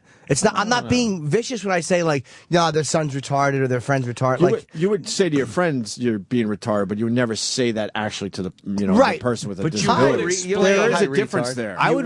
What? You wouldn't go high retard No, to the no, no, retard. Of course not. You say it to Sam, and that's the borderline Yeah. right there. Sam's That a is the fucking That's the borderline. Mendoza line. He's a trainable. we got a trainable. Trainable. Yeah, let's dip back into history. He's wearing trainables. You ever see the trainables? You ever see the trainable videos? Oh, it's fantastic. Oh, we've done hours Talk about on them. retard. Hours and hours trainables. So she's asking Piers Morgan if he would ever call. I talked over the part that I think I went back far enough. Yeah, let's give it a list. I apologize. That is the difference. Do you call people with mental disabilities retards? Because I don't, and I think that's a nasty thing to do. A lot of people do to be offensive. Yes. No, they don't. They do, and you know that. Absolutely. Not a lot of people do it to be. Opie, the entire world says Not to their face. That's not what she's saying. I don't think. Not that's just what she's saying. She's saying No, referring a lot to of us. people say they do that to be offensive, but are they doing it to the actual person? I would say no fucking And there way. is there's three levels here. There's calling your friend a retard. There's referring to a mentally handicapped person as a retard to someone else and say, oh, yeah, his family, yeah, he's got a retarded son or something like that. And then there's going, yeah, look at the fucking retard. That's the last one is That's what really she bad. did to the president. The last one. Yeah. Yeah, but he's Well, not no, retarded. If he That's was why- retarded, which is You're up going for to convince debate. Anthony of that? It's up for debate. No. I think Ann makes a pretty good point. The third one is the one that doesn't happen often. Right. That's the one that doesn't happen. And the second I would one say isn't is even rare. that incendiary. Incendiary. It's just, you're just referring to somebody with a mental handicap as being retarded, that's which like- is accurate. But that's like saying nobody says faggot about gay people. They do. Gays say it all the time. You no, faggot. But you know what I'm saying? It's like they do say it. They love that word. They do. They love it. That's their N word. You ever see They Q love and it. A? You ever see Q and A yeah. when he calls him and he's like, "Where are you, you faggot? I'm on a boat. Calls up to Nancy. I could vomit." It's the fucking best phone call ever. It's okay when they say it because it's FAGGET when they say it. Oh, is that it? See, yeah. Faggot. See, it's not the actual. I can say it because I am one. Right. You can't say it. Yes. Yes. And you can say it because you're one, but then I can't say. My wife had the best point in regards to the N word. The N word. You know, Carlin said there's the 7 dirty words you can't say on television. Uh-huh. Right now, make it 8. Yes. Just make it 8. Kevin Hart can't say it. I can't say it. Anthony can't No say one it. can say it. No one Nobody can say can say it. Because if I'm in the supermarket and say motherfucker, the whole place goes, whoa. Yeah. There's no like, well, he could say it because he is one. Yeah. Yeah. All right, Oedipus. That was a weird way to go with that. You know? Stupid eyes again. That's all I'm focused on now. Not the great impression, but the fucking eyes go fucking wacky. with no eyes like Eddie Vedder. Oh, yeah, that's a good idea. Don't sell out to the man, but you could buy my ukulele album at Starbucks. All right. That's my new favorite of yours, the Eddie Vedder impression. Well, I appreciate Holy that. fuck. Opie has been a fan of the band for a long time, since before Stone and Mike were even in the band. So it's Opie and Anthony, brought to you by Miller Genuine Draft. But don't sell out. Look, if you look around, there's no advertising in this building. It's beautiful, man. It's really beautiful. The beauty of Eddie Vedder is he's an amazing performer, but when he has to talk to the crowd, he's so fucking lost. It takes him forever to figure out what he wants to say. He's an old man. It's unbelievable. Oh, right. Where'd I put my cane? Appreciate that very much. That was daughter. And next, we'll probably do it again a little bit later. But, thank you. I guess if it takes all night, it takes all night. I'm 91 years old. It's hilarious. That is Alone in a amazing. breakfast. They always got to talk. The lead singer syndrome, we all know, Ant knows, is rot gut frontman. Oh, yes, well. But even like Bruce, you go see Bruce and he'd be like, you know, when I was growing up, my old man used to always say, when you going to cut that hair? And my mom, she was a real romantic, you know? And they play those bullshit notes when they're talking. Like they forever. Like Nils is backstage getting fucking lobster claws. Stevie Van Zant's combing his wig.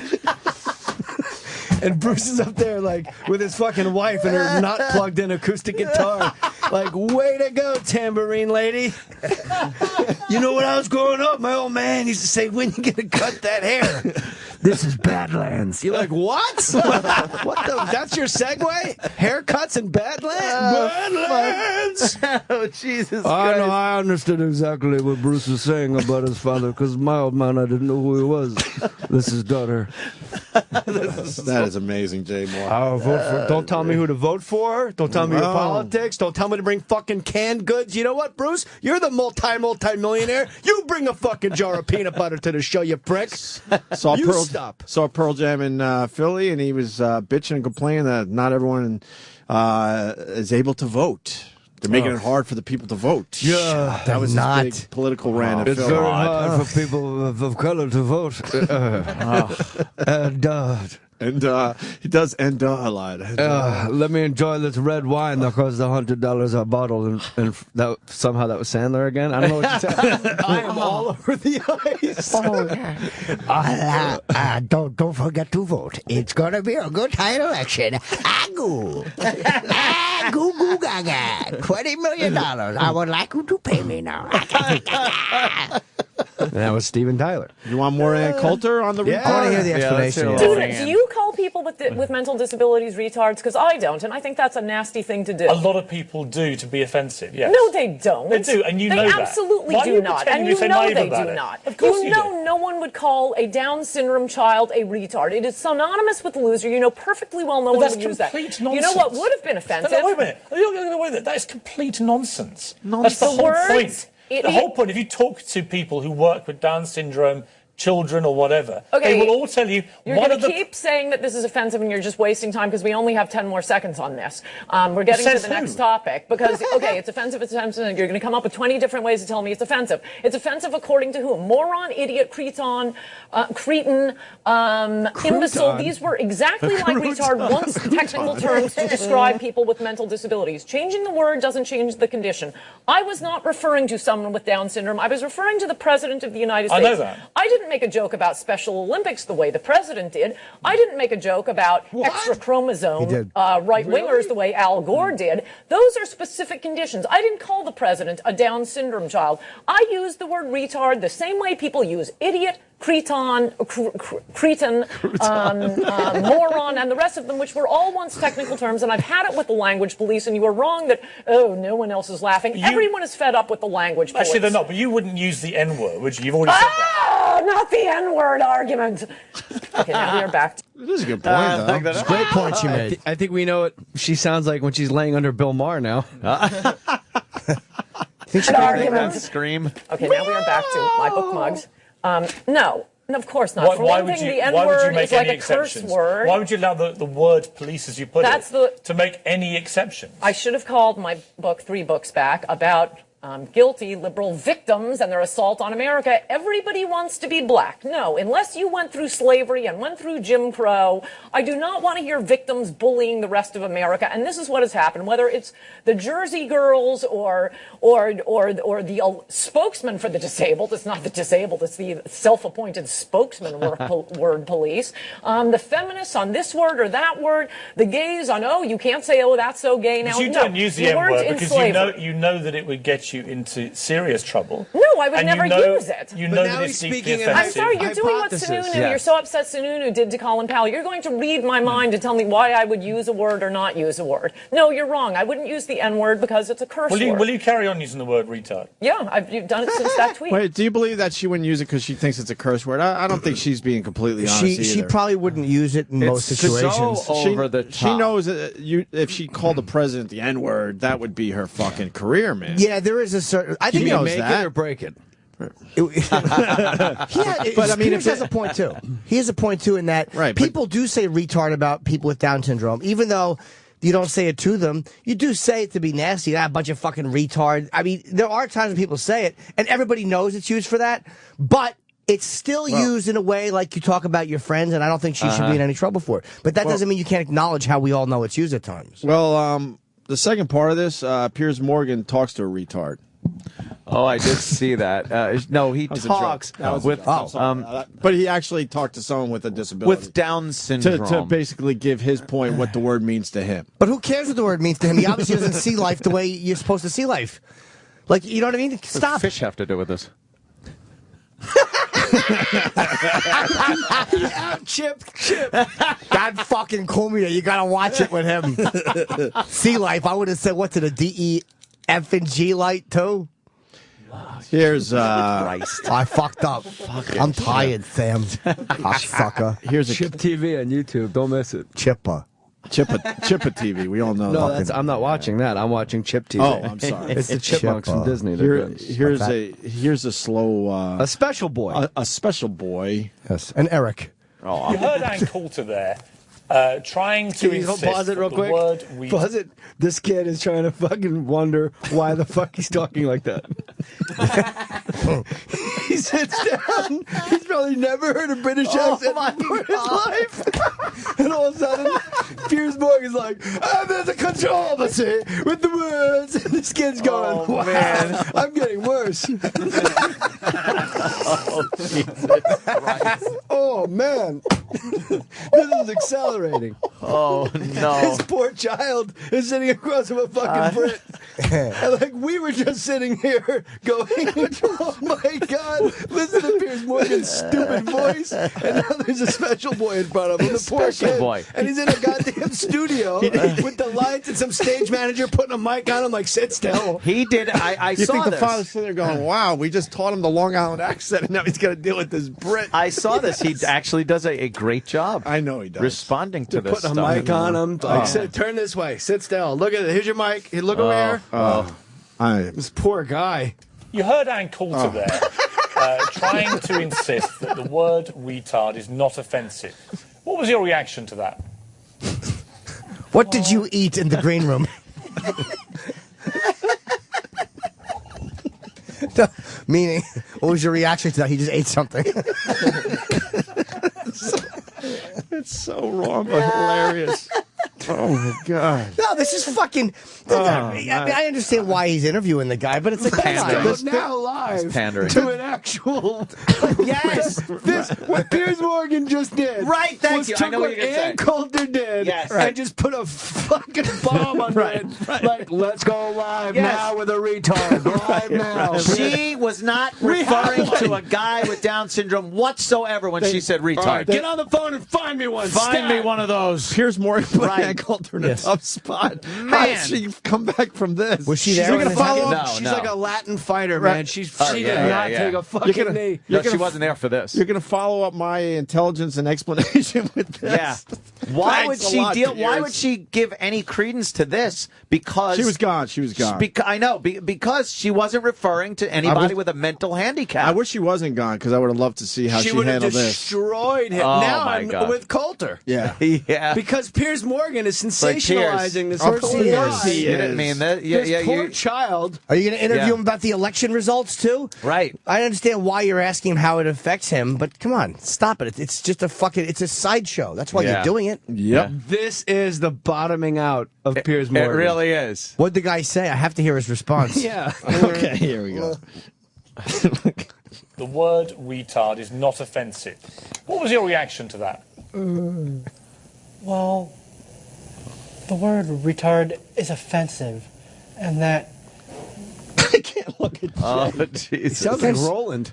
Oh, he does. He really did sound like Roland. He little talks bit. much better than Roland. Yes. He really does. Can't understand Roland. Yeah, we'll do Don't understand him. Is offensive, Yeah. and that should not be. I should not be a symbol for someone who is dumb and shallow. If they wanted to use me as a symbol for someone who fights adversity. Frank, let me ask you, I mean, if you... Now, he sounds British too. He sounds. If no one said that was a special person, Yeah. you'd go, "We got this this British guy." Yeah. This British guy, you know. Oh my God, Anthony loves the norm, you know. doesn't? Hey, that doesn't sound like a guy with Down syndrome. That sounds like another British guy, you know? Maybe old British guy sounds like they got Down syndrome or something, man. Who's funnier than Sarah Silverman? Except a bunch of dudes.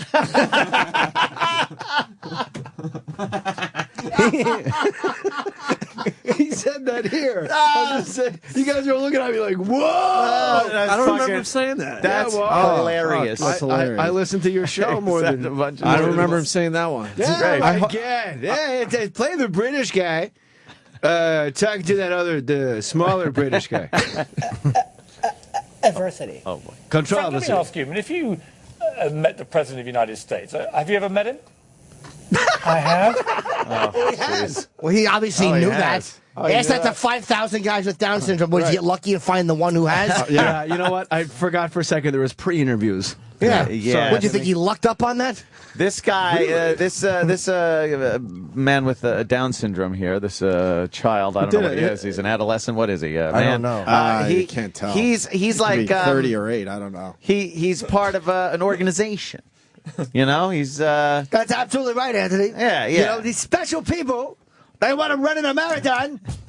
And they, sorry. He's a special person. He's doing a great job. But He's Piers doing about as good a job as you can with people like Piers Morgan. CNN brought you this concert. That's why you spent $800 for your ticket, because there's no corporate sponsor. That's why when you see the Rolling Stones, it's affordable, because it's Budweiser Presents, you know? That's why you spent $800 to sit all the way up top with your neighbors to ride the bus. This is rearview window. Eddie changed his tune, man. The show I went to, there was Budweiser logos everywhere. You live and learn. What are you going to do? The only thing I want to hear you say is 1, 2, 3, 4. That's all I want to hear you say, Billy Goat. Alone in a breakfast table. It's a great show, Met the though. President of the United States. Have you ever met him? I have. I recently. I'm his financial advisor. The White House. Wow. Couldn't wait to get that one in. Couldn't wait, right? Popped in my head. It popped in your head, did you say? Yeah. Get out the vote. Financial. This is so wrong. No, I mean, I want to hear what he's... Wow, is that a good line? Why does he know the president? I recently was at the White House at the signing of Rose's Law. Have you What I was going to say to you was that, putting aside the word retard that she used, I just thought being that offensive about the president of this country, in itself, You're allowed to do that. You're allowed I to, can't imagine stupid. that you would ever say anything offensive about your president. Do you think there's a wider argument that putting aside the disability, the word retard, the offence it causes to people. I call like him okay, we're done here today. He says retard like it's a nut. Retard, yeah. Almonds, Brazil nuts, retards. A retard, a pecan. A retard. Would you like another retard? A pistachio, retard. There's a whole bunch. Anthony, these are called Brazil nuts in my house. Well, you know what they call them. They're called We Brazil call them nuts. retard toes. They're called, these are called Brazil nuts, Anthony. Not yes. retard. And I'm sure he would have went to bat for Bush for something being offensive said about Of course Bush. he would have. Stop with that, Piers. Stop it. please. And if Piers' question gets any longer, this kid's head's going to explode. You're giving him way too much to try to Too figure much out. to process. Holy fuck. Poor little The fella. offence it causes to people like yourself, that actually you should just show more respect to the president. Of course. I mean, people should respect the president because, one, I don't know if the president has ever been bullied as a child before, but I know that people when people get bullied and when people use the R word, it's just offensive. The R word. Frank, let me give you the last word. You signed the letter to Ann Coulter from a friend you haven't met yet. What would you like to say in conclusion? I would like to say thank you. You helped me make 3.2 million new friends. Frank, I wish that you would be one more. I'll see what I can do. Let's try and make it happen. Oh, shit. Just a pointless interview. And now we're getting the, you want to talk to Mike? Sure. Mike and Beth Page. We get this every time we go down this road. And, Yeah. oh, no. To a point, I guess I understand. But, Mike, go ahead, buddy. I was just going to say that I grew up in Long Island, much like all of you guys. And I heard that word growing up. And, until you have a kid that falls into this situation like I do, you don't really understand it, But it is an offensive word. Yeah. I have a son with a developmental disability. In any context? I'm sorry? In any context, it's an offensive word. Well, I mean, growing up before you had a kid, did you ever use the word about your friends being like an asshole and say, "Oh, you're being a retard"? I'd be lying probably if I said I never did. All right. But for some reason, I hardly did. Because you know what? It affects you personally now, which is understandable. So, but the thing is, everything affects somebody personally. All of us in here are affected by things that we joke about on a daily basis. God, I make fun of mental illness all the fucking time. I've Opie's suffered, a retard. And I'm a retard. And, I've suffered through that my entire fucking life. Sorry, Jay Moore's pressing his nipples up against the glasses. We try to have a serious conversation with you. I'm sorry about that. He left. I got an email from somebody, a father recently, who had a retarded kid who was very offended at a bit I had done. Right. And it got played on Raw Dog. Right. And he said, look, what was it, your dad? But he was very offended, and he goes, he sent me a letter.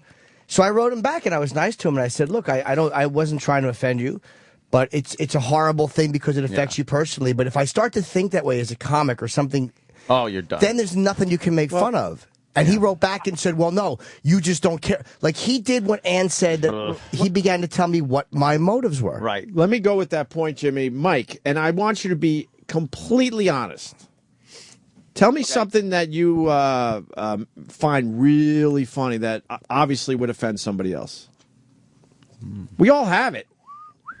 Really funny. I mean, listen, I think I'm not trying to downplay your point, by the way, because it's a valid point, but I'm just showing you the other side of this. Like, good black joke make you laugh? What is it? What kind of joke makes you Pollaks? just fucking laugh hard? Hairy guinea women? But you know it's wrong when you're laughing. You just know it. Yeah, I mean, listen, most of the stuff that I hear on the station, I'm rolling laughing. Yeah, so it's a point where this one hits obviously. Hold on, this one hits obviously close to home. Absolutely. Yeah, and everyone has that. I mean, everyone. Every single day we have some horrible joke or some horrible humor that hits way too close to home. Didn't you laugh the first time you heard you put Velcro on the ceiling? Come on. Didn't you laugh the first time you heard one if you slice them thin enough? It's just a tough spot that we're in because if we start really thinking about who we're offending, we have no radio show, man. You know what the difference is, though? Most of the people that you offend through humor, and believe me, I love comedy, most of them, in some way, shape, or form, are able to defend themselves. And kids with this issue, and believe me, listen, who would ever think that this would happen to your kid? Yeah. You know, Opie just had a kid, and you think, you're viewing like your child and what Oh, man. That could be feel bad. My son is going to grow up and be a lawyer. My daughter's going to do this. You envision everything. And then in one moment, you're shot between the eyes. Right. Yeah. This information. I don't mean to be down. No. But like a gay guy who somebody says, oh, that shirt looks gay, he can defend himself. Albeit very sissy-like. But he can defend himself. Mike, can I interrupt you? Not to downplay what you're saying, but what you've done, and I know you're not doing it for any other reason other than you're being sincere, is you have found a way, and I don't mean it was sneaky. It's just a natural thing. You've found a way why what your point is different, and why. Hey, look, I get it in every case, but here's why it's different here. Where now a gay guy may come back and say, hey, it's terrible to make fun of retarded people, but you know what? They're not being targeted in the street and beaten up and killed like we are. Yeah, that's true. And a black guy may go, you know what? I have empathy for people with Down syndrome, and I have empathy for gays, but they weren't hung from trees and then denied their rights for 50 years after.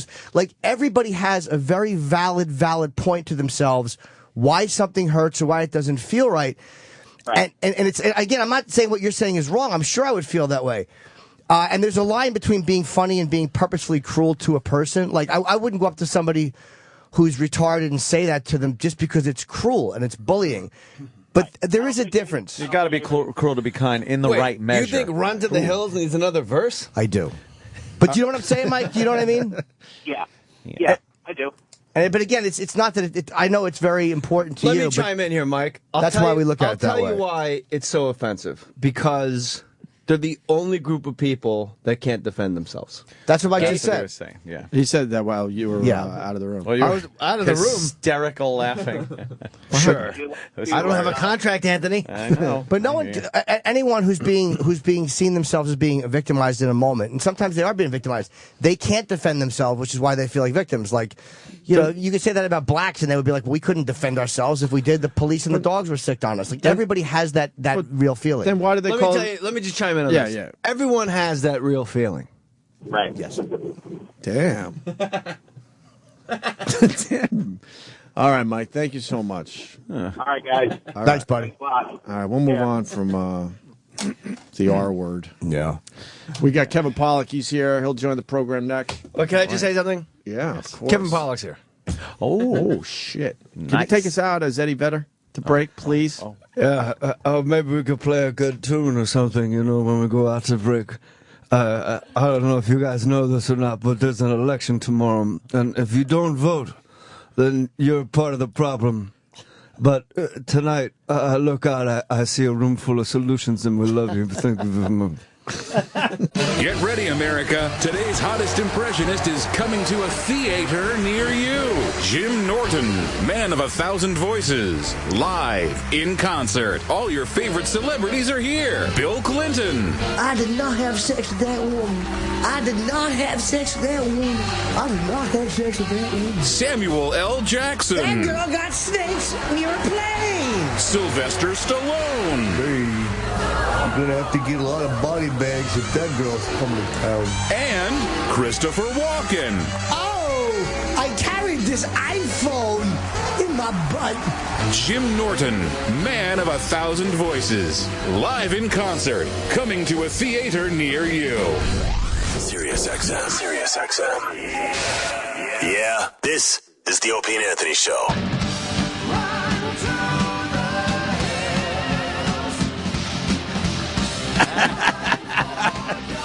Here's your song, Jay. Put on your headphones. Jay Moore in studio. By the way, Jay's going to be at Governor's this Friday. Oh, shit. Saturday, and it looks like Sunday, right? At Governor's on Long Island. Very, very cool. And then the Stress Factory the week after that. Let's just talk about Governors. Governors, Friday, November 9th through the They pay 11th. an honest wage for an honest work. That's right. Jay Moore 37 on Twitter. Out there on Long Island, a lot of people hurting. And they need to laugh. That's the most Italian room in the world. They make the Jersey Shore people look like Irish Jews. That is the most greaseball fucking mob. Really is, weird. right? There's a Bally's Fitness across the street. And I swear to God, the Y burnt out last time I was there. And across the street just lit up and said balls. I said, here we are, Long Island. Balls. Crush your nose. You fucking Italian morons. Come out and see me. I love you. And now joining the program, Kevin Pollak, who's got a book coming out, How I Spent My Way to the Middle. I remember last time you were in here, you were talking about this book. Talking about that yappy thing. And it's that finally yappy out. Rag. Yeah, there it is. Now it's physical evidence. Is this your first book? It is my first and hopefully my last. Hard to write? Hard to write a book for you? No. And in fact, I'm kind of, whether the publisher wants me to talk about it or not, I'm blowing out the process and letting people know because it was the easiest fucking thing I've ever done in my life. Yeah, the guys, my act, I always did impersonations like, Jay, and my, as we start to meet and work with the people that we mock, they become part of the act. You tell real life stories instead of just saying, what if Christopher Walken were a busboy? You actually say, I met the freak, right? And you tell the story. So the guy says, this is a book, these stories. I said, I don't have time to write a book. He says, well, we got a guy. I said, you can't have a guy write my book. That's ridiculous. He said, no. Here's the thing. He's in Chicago, you're in L.A. or wherever. You guys get on Skype. He's a journalist. He'll ask you questions that bring up stories from your filmography and nonsense. And then he will send you the transcripts from the Skype session. And then you edit your own stories in their told version instead of in their written version, which for storytellers is the best fucking possible way you could have a story told, right? Yeah. Because when you're writing it, you're just trying to recreate your own voice anyways. And here it is, actually recorded my own voice. Right. So we did 15 of these 2-hour Skype sessions. He sends me the transcripts. He doesn't write a fucking word. I'm editing my own stories for 3 months, and I'm done with the book. That's actually a smart way to do it. You basically hired not to demean him, but for dictation. That's exactly what you do. No one writes their own books anymore, though. Well, that's the thing. As I said, you can't have a guy tell a story about, please. And I call people out on their shit in the book, too. Because a couple people are real dicks, and they need, Like what? Give us one. Who is a dick? Yeah. Well, actually, give us a good one, man. We'll sell some books for you. I got a pretty, I've not held back too much on the show before, but Kevin is not a fan of mine, by the way. At the Independent Spirit Awards, we had a bit of a run-in. What happened, Eddie Vedder? What happened with Kevin Pollak? I like Kevin. He's quite the orator. I'll let him tell you. I love that. My new Twitter account, not Eddie Vedder. If only he could be funny like that. If only actual piece Holy of shit could be funny. And he's doing that with an egg sandwich in his fucking Well, mouth. just toast. I don't eat eggs because it's dangerous for the chickens. Everything she brought, I don't eat anything that has eyes. Oh, fuck me. What happened with Eddie Vedder? Spirit Award. This is not in the book, but I was hosting Independent Spirit Awards years back, and he was in the audience, and I made some riff about. Your great impression of Harvey Keitel was being honored. He had Bad Lieutenant out not too long before that, so I said, and also the piano. So it was a cock fest basically, and I said his penis has separate representation, and he stared me down like he was going to. Keitel did? Yeah. I don't understand your joke. When I go see my agent, I bring it with me. So I said He's not across town, is he? I said something about Marlon Brando setting up the Native American chick to accept his Academy Award, right? Yeah. I made a backhanded comment about it, and Eddie Vedder sends me a note saying that the Native Americans worked very hard on their resilience. I hate that cocksucker. But how about this? So Eddie. I go on stage and I take the note with me, and I said, "Where's Eddie? Where are you?" Wow. Yeah, that's censorship, you piece of shit. Go fuck yourself. Did you really? Yeah. Yeah, Good for you. Oh, absolutely. Fuck him. Absolutely. And what did Eddie do? I think he was passed out at that point. I don't really know. On his red No, wine. but you know, as a musician, he wants to say what he wants, but yeah, I know Eddie. Opie wants it so bad, and I'm making him wait. He loves the fucking. So I call Pollak's an asshole. Native Americans worked very hard building the country. Oh, Jesus, Eddie Vedder. Yeah. Yeah, that's what you want to hear from on anything. What a bore Eddie Vedder is. I hate Pearl Jam and I hate him. Love the Pearl Maybe Jam. if it takes all night, it takes all night then. He's an old man. So I go after. Oh, yeah, what's the story from the book? I go after Michael Clark Duncan in the book, and Yeah. Jesus. Well, I wrote the thing. That's why you have an argument with his heart. I wrote it. I wrote it. I can't fight back. My God.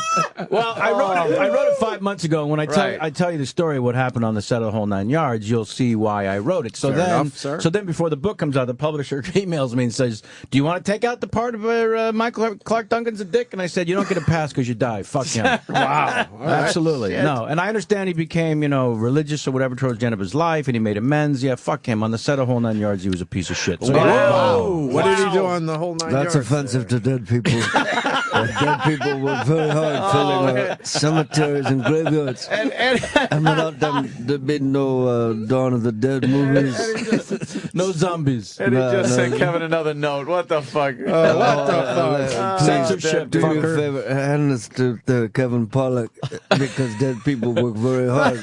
Cadavers and organ transplants, donating things, of course. Yeah, they work very hard. You're right. This is black. So you're on the set, and whole 9 yards. So it's a night shoot, and I come out of the trailer to go into the van to be driven to set, and PA, like the pimply kid from The Simpsons, goes, "Hi, Mr. Pollack, I got your per diem," and I go to sign for the per diem. Which is, just a little envelope of cash separate from the paycheck that gets like an allowance, Yeah. So from behind me, I hear, "Where's my per diem?" And I turn around, and there's big Mike Clark Duncan. And the PA says, "Oh, I don't know, Mr. Duncan. They just gave me Mr. Pollack." "Well, how do we know that's not my per diem?" "Mike, it says Kevin Pollack on the envelope. What do you want? Give the kid a break." "Yeah. Well, how come you bring his and not mine?"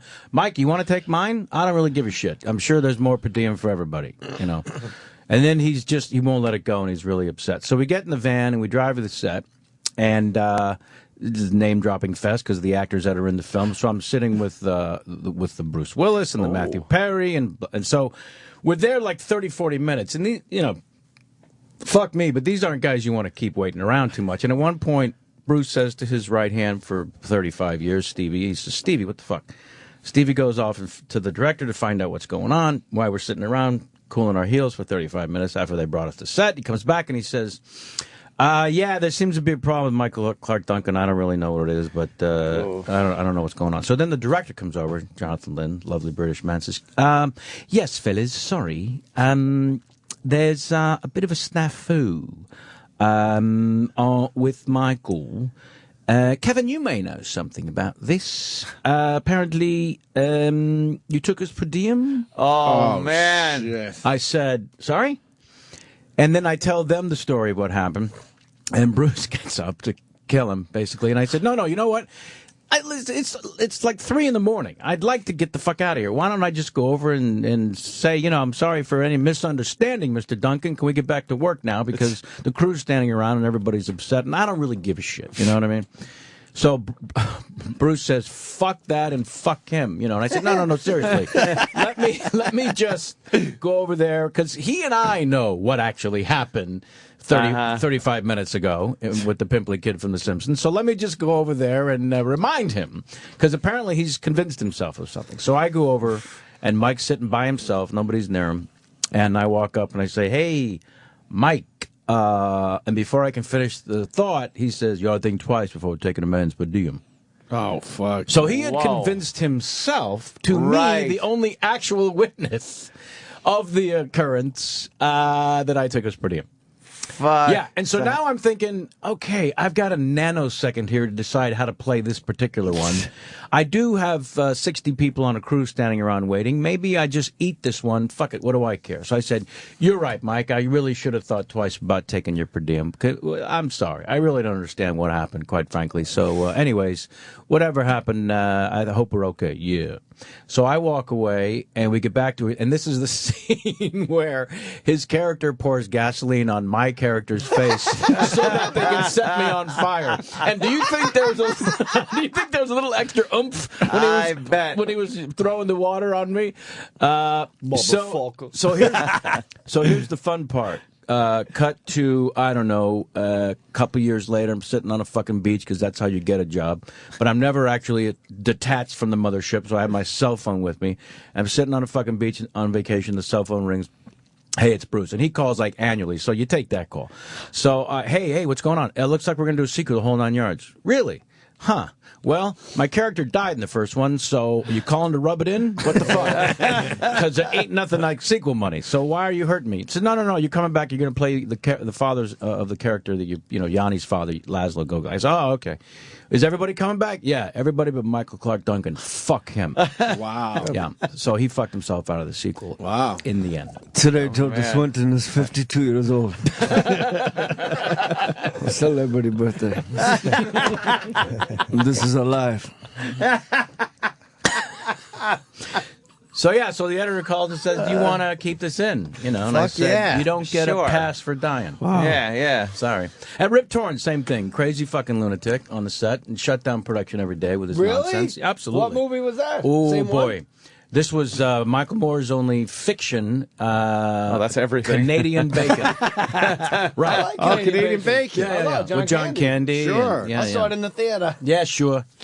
So so he would every day after lunch he would come back with a theory that somebody was out to get him. If That's nice. Yeah, if I heard him say I was on Nixon's list once, I heard him say it a million times. Oh boy. It was 44 years ago today that Richard Nixon was elected president. Really? Yeah, 44 years. And now Reggie Jackson was number 44, and we're going to try to hit this one out of the park for you. What song, Eddie? What song? This is off Yo, who is the brains of JFK. Nice. Almost ran out of songs, so. Yeah. Yeah, he comes off as a kind of an unstable guy.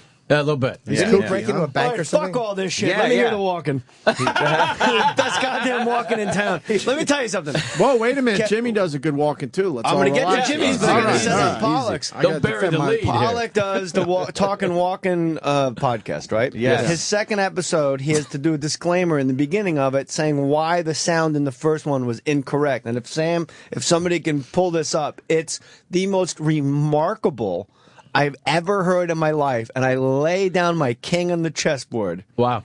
No doubt about it. Kevin Pollak does the best walker. Well, it was 3 o'clock in the morning. I think that was the reason because I was exhausted. I got out of a dead sleep with a sudden panic of Dead zone. Oh shit! It's quiet in the house. I can actually record the disclaimer that I was going to do the next morning when it was going to be loud and obnoxious in the house. So I got up at 3 o'clock and I was exhausted. And I think that's because it was so relaxed and dead to the world that I'm afraid I'm doing like Dana Carvey's George Bush at this point.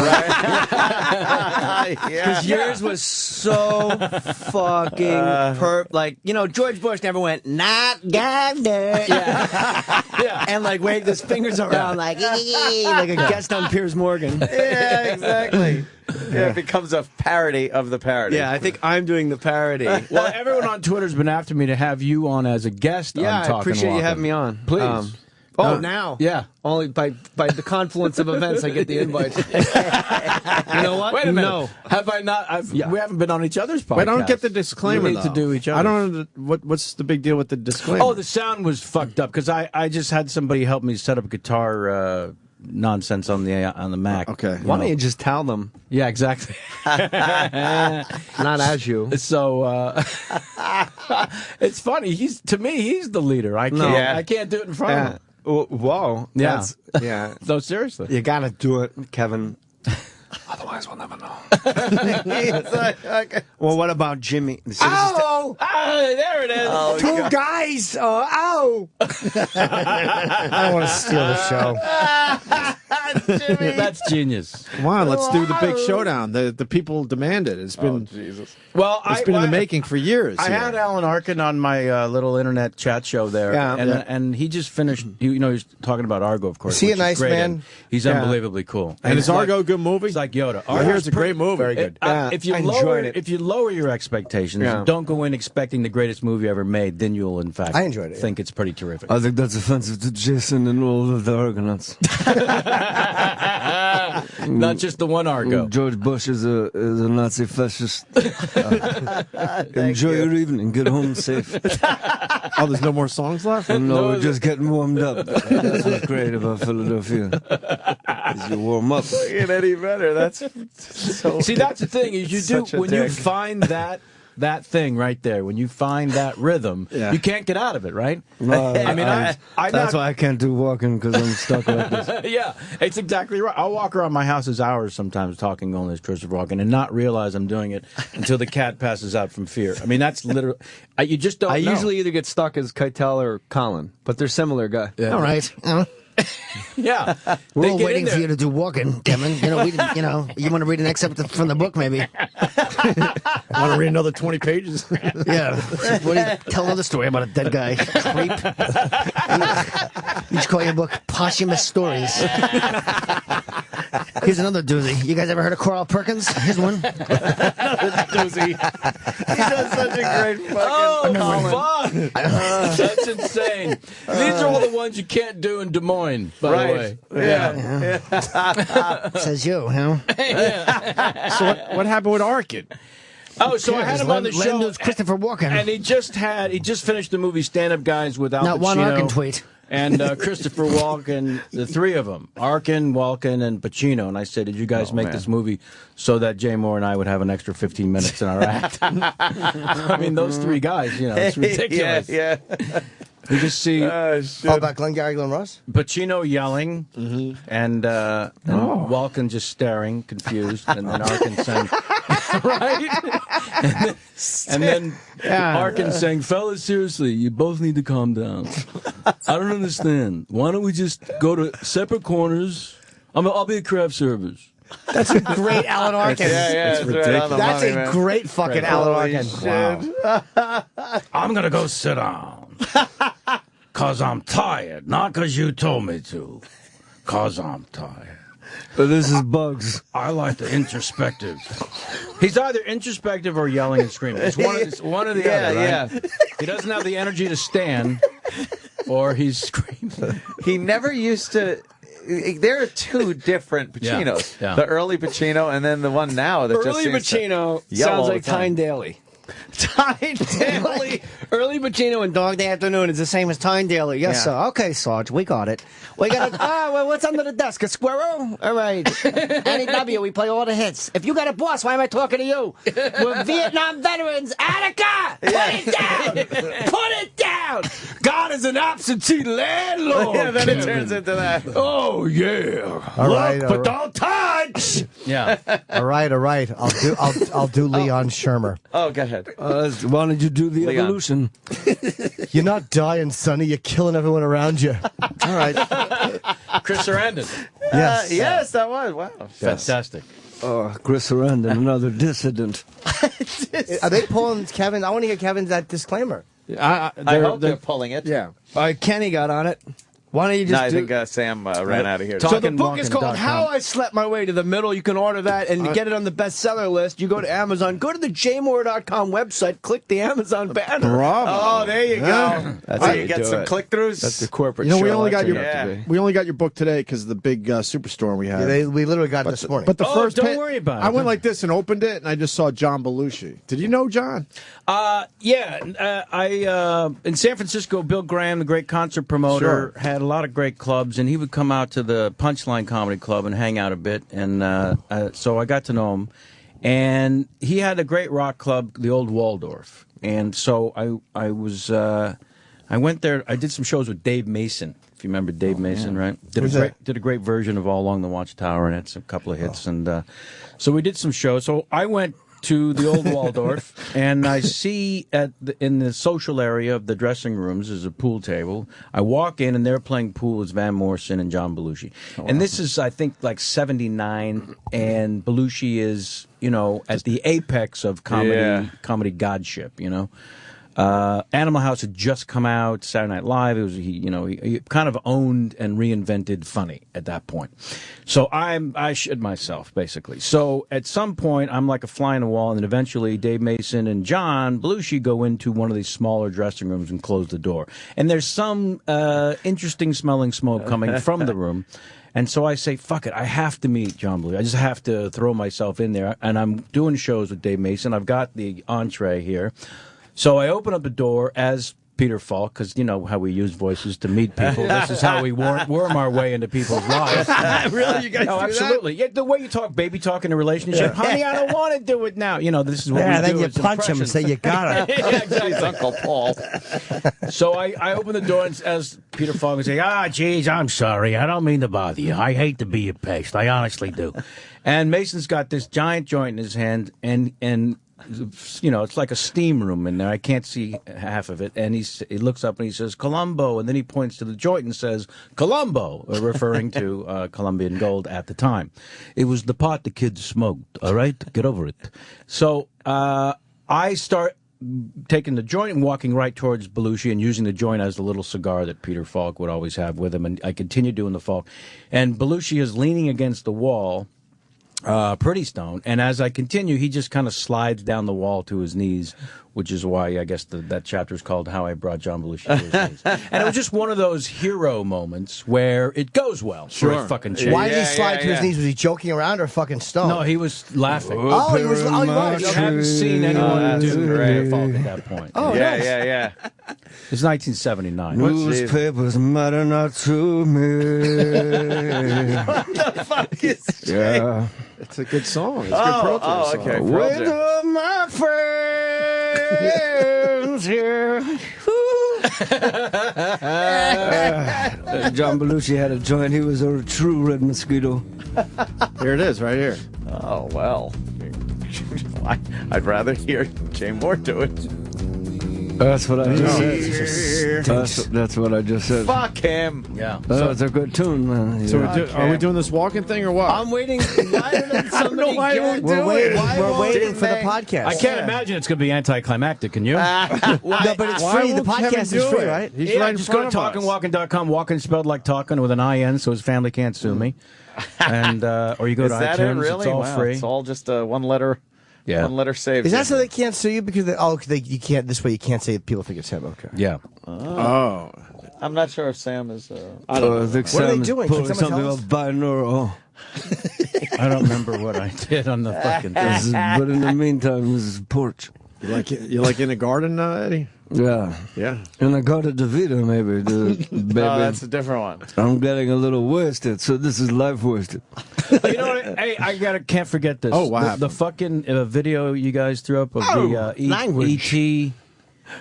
Stone Cold E.T.? Oh, my God. Oh, goddamn. It's one of the funniest YouTube videos I've ever seen. My research producer on the chat show, Jason McIntyre, whose birthday was yesterday, fuck you, showed me this video, and I still can't stop laughing. Have you seen Stone Cold E.T. yet, Jay? I have not. Oh, so funny. Fuck. The way that the Who is mask this guy? moves. We talked to him. He's from Chicago. He's pretty much a dud when he's not doing his fucking Stone Cold. Is he out He's a of nice his guy, mind though. hopped up on something when he's doing it? I think he's a pothead. He's a struggling comic. He's think trying he's to a make pothead. it. But the commitment suggests that Amazing. he's whacked out of his mind. I knew Sam wouldn't fail us. Yeah, I figured that's what he's So getting. what- I knew it. Sam's a good man. We'll play Stone Cold E.T. for Jay a little later, but first we got this. Yeah. I want to be. First of all, hi Sam.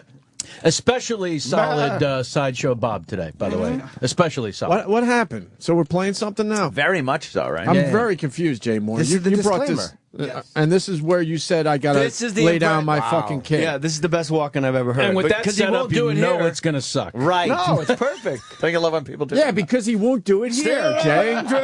Because he won't do it here. Well, why don't you just do it for everybody? What are you, Chubby Checker?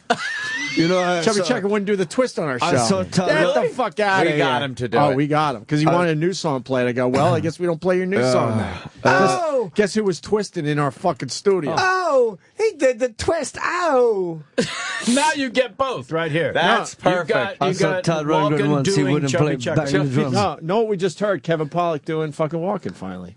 There you go. Really? Oh, There you no. go. There you go. That was a good one. That was not as good as mine. By the way, I'll drop you like a sack of shit.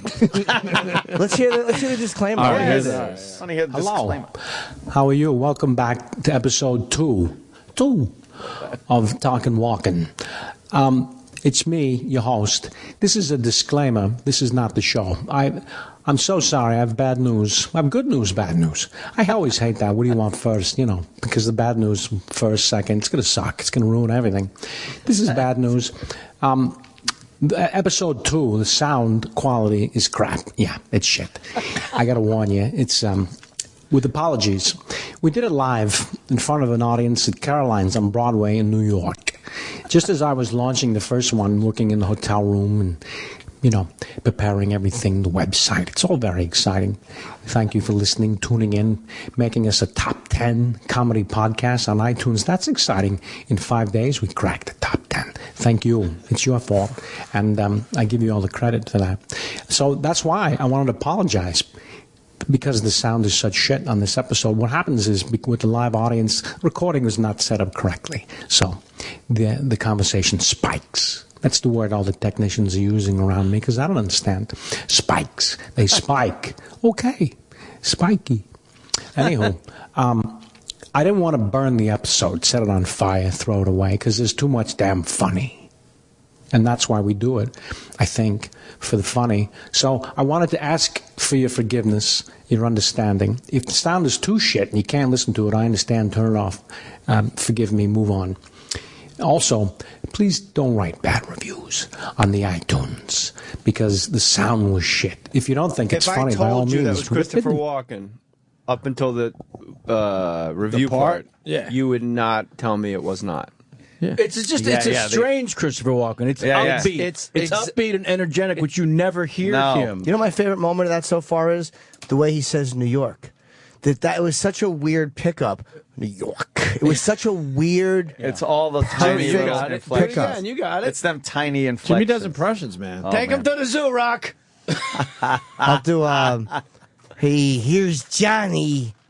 As Nicholson. Not bad. But the way he says New York was such a great grab. And of course you do Robert Shaw. Yep. Yeah. Those eyes. Is anybody going to do a fucking impression in this room? Okay. Nazis, Jesus Christ. No Christopher Walken impression had been set. What the fuck are you here for? I don't know. Do your fucking walking already. No. Well, because I know whatever It's a goddamn tweet it's fucking gonna be, festival. It's going to be followed by the crazy fucking stone Vedder. What I say? There's no goddamn walk-ins in this room, are there? What? Eddie Vedder's just introing songs, man. Yeah. All right. All right. I love Christopher Walken the most. Eddie, tell us what when you wrote these songs, how high were you? I was a state of mind, the state of love and trust. I don't find those things go well together, love and trust, you know, because you can't have one without the other, quite frankly. To me, if you're in a relationship and there's love, there's no trust for the man. The man looks through her eyes. Jay Moore's got to do a few different impressions now. Time for Norm MacDonald to get real hot, you know. Hey, Norm, hey, why do you want to get arrested or something? Huh? They chop someone's head off. Maybe they got. Hey, Wendy, here's Johnny.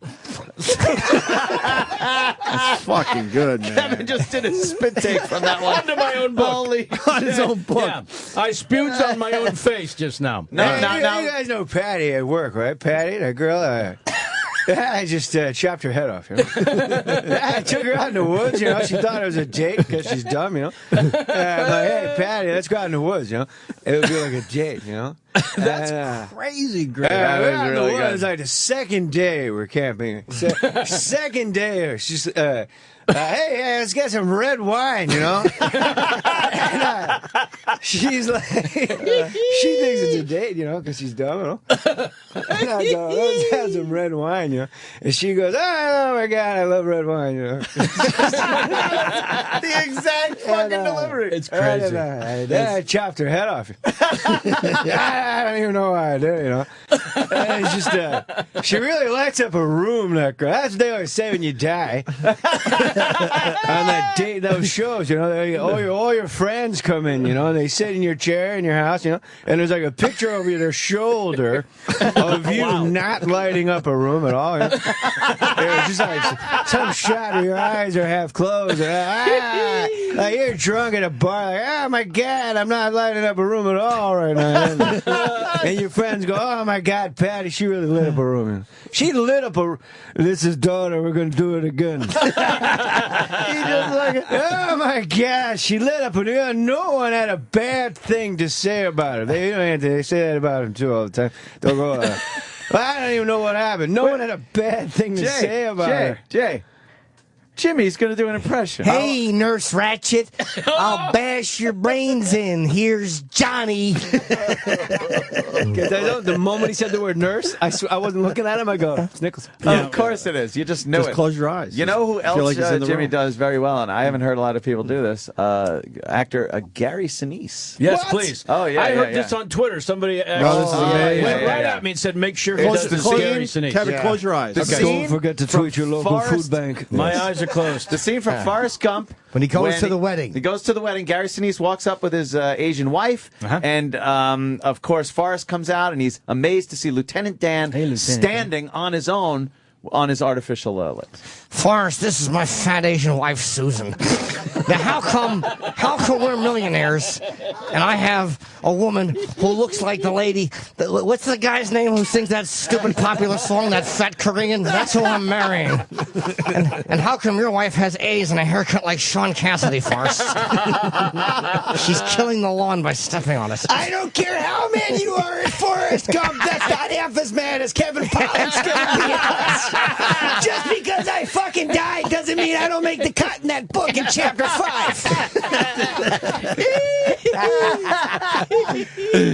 I may have lost walking, but I'm going down with the ship on this one. Dad, Larry, stop pointing that gun at my dad.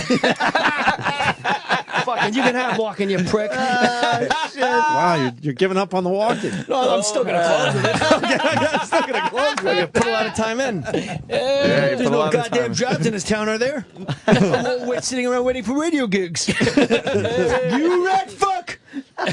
Jimmy's gonna be okay! Do your goddamn Robert Shaw! You're gonna do that Robert Shaw! And if you don't think you are, you got another thing coming, man! Kevin Pollak was here. No walk-in impression had been sent. I told you, Jay. Jay just lost it. Just laughed like somebody at the Apollo. You get your whole body up and running. That bad Sit back lieutenant. down in the wrong seat. That bad lieutenant when he's cursing and crying in the car. Ooh, come on, Daniels. Good eyes. Ball two to Kyle Daniels. Good eyes. Good eyes. Take a picture. He drops an N-bomb in his car and shoots his radio. Shoots the radio. Nothing Not worse. to be confused with Danny Aiello. I just killed your fucking radio. Oh, this is a song we used to hear on the radio. It's Bubba O'Reilly. And I'm just fucking spinning the wheel of insecurity because Kevin's walking. I'm like, look what else I can do, Kevin. Nothing worse than a Harvey Keitel crying. Where the fuck were you? He should have been Forrest, how come you and I aren't crying like that? I'm married to a fat Asian and you're married to a woman with AIDS. Why are we smiling?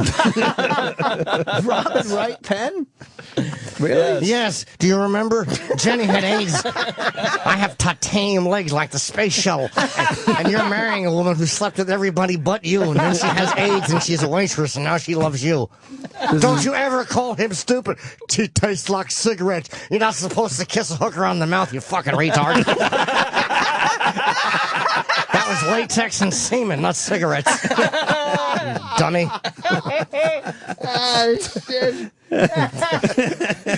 Well, it's just crazy. All these impressions. Yeah. Amazing. Jimmy's. I'll do whoever you want. Jimmy's amazing. Jimmy's amazing. Yeah. The well does not have a bottom. Whoever you want, I do. Yeah. Kevin's book, How I Slept My Way to the Middle. Yes. There's amazing endorsements. They got great pictures in here, man. I'm actually jealous. I was flipping through looking at your photos. There's a picture of me teaching Carson how to do William Shatner, and I didn't want to get called out on why the picture's in there, so I busted my own balls by saying I only wrote this book so that I could put this picture in. Very good. The whole book is a vehicle for one picture. Yeah. This is your number one celebrity picture right here. That's pretty cool. Wow. Let me see it. How sick is that shit, right? Is it your number one celebrity picture there, Kevin Pollak? You and Carson? That's great, I dude. got Carson doing Shatner That's like he's fucking- a monkey. You just know that that's exactly what you two are doing right there, by the way. Yeah. Yes, with that. That's great. Hands out in front of you. How is Nicholson, by the way? It's a great picture of you in a thin jack. Right? I think I told the story when I was here last about when we were working on A Few Good Men and the word hit the news that Magic Johnson was HIV positive. Oh, no. Did he sleep with Jenny Gump? She left a bunch of dead grass footprints. Tell her to put her shoes on, Forrest.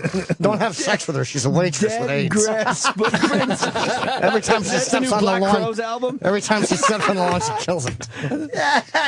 This is Dead Black. Grass footprints. Dead grass footprints. You can see the Robinson brothers doing that one. Sorry. So, yeah, so beating the shit out of Magic each other. Johnson had just announced his AIDS. Fuck, that's Yeah, so Matt, he announced he had HIV. Oh, yeah. So it was announced.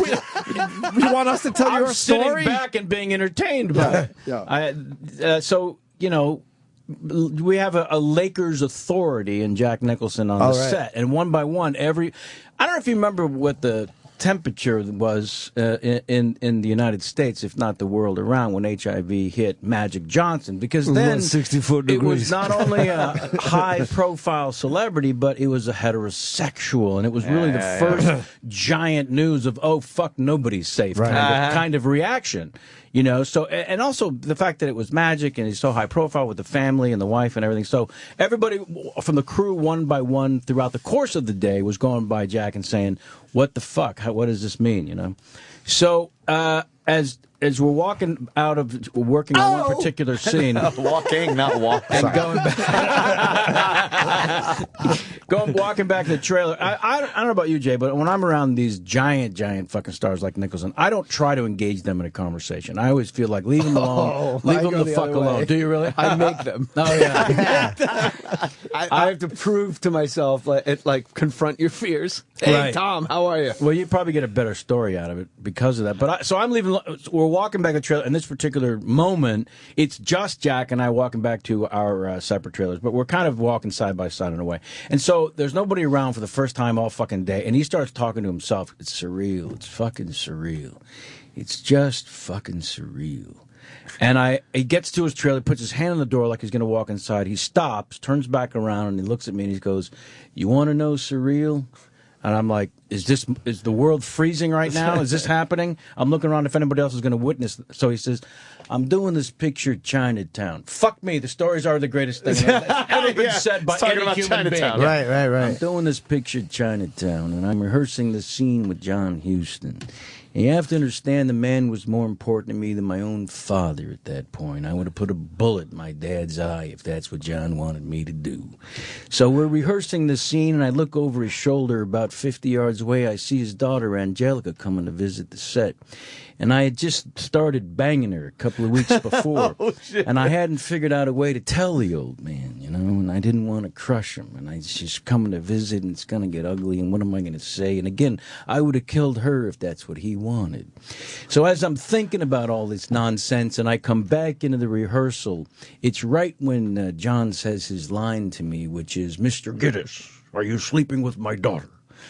Now that's surreal. And he spins around and walks into his trailer, and I'm there literally with a diaper full of shit. Just, can you believe this fucking happened? What? Wow. This is nothing That's as a it seems. chilling Nicholson. That's an amazing. That's really incredible. And you know that's what's the great? real thing. That's the Kevin second doesn't best do I've that ever thing. seen. That isn't the Dana Carvey version.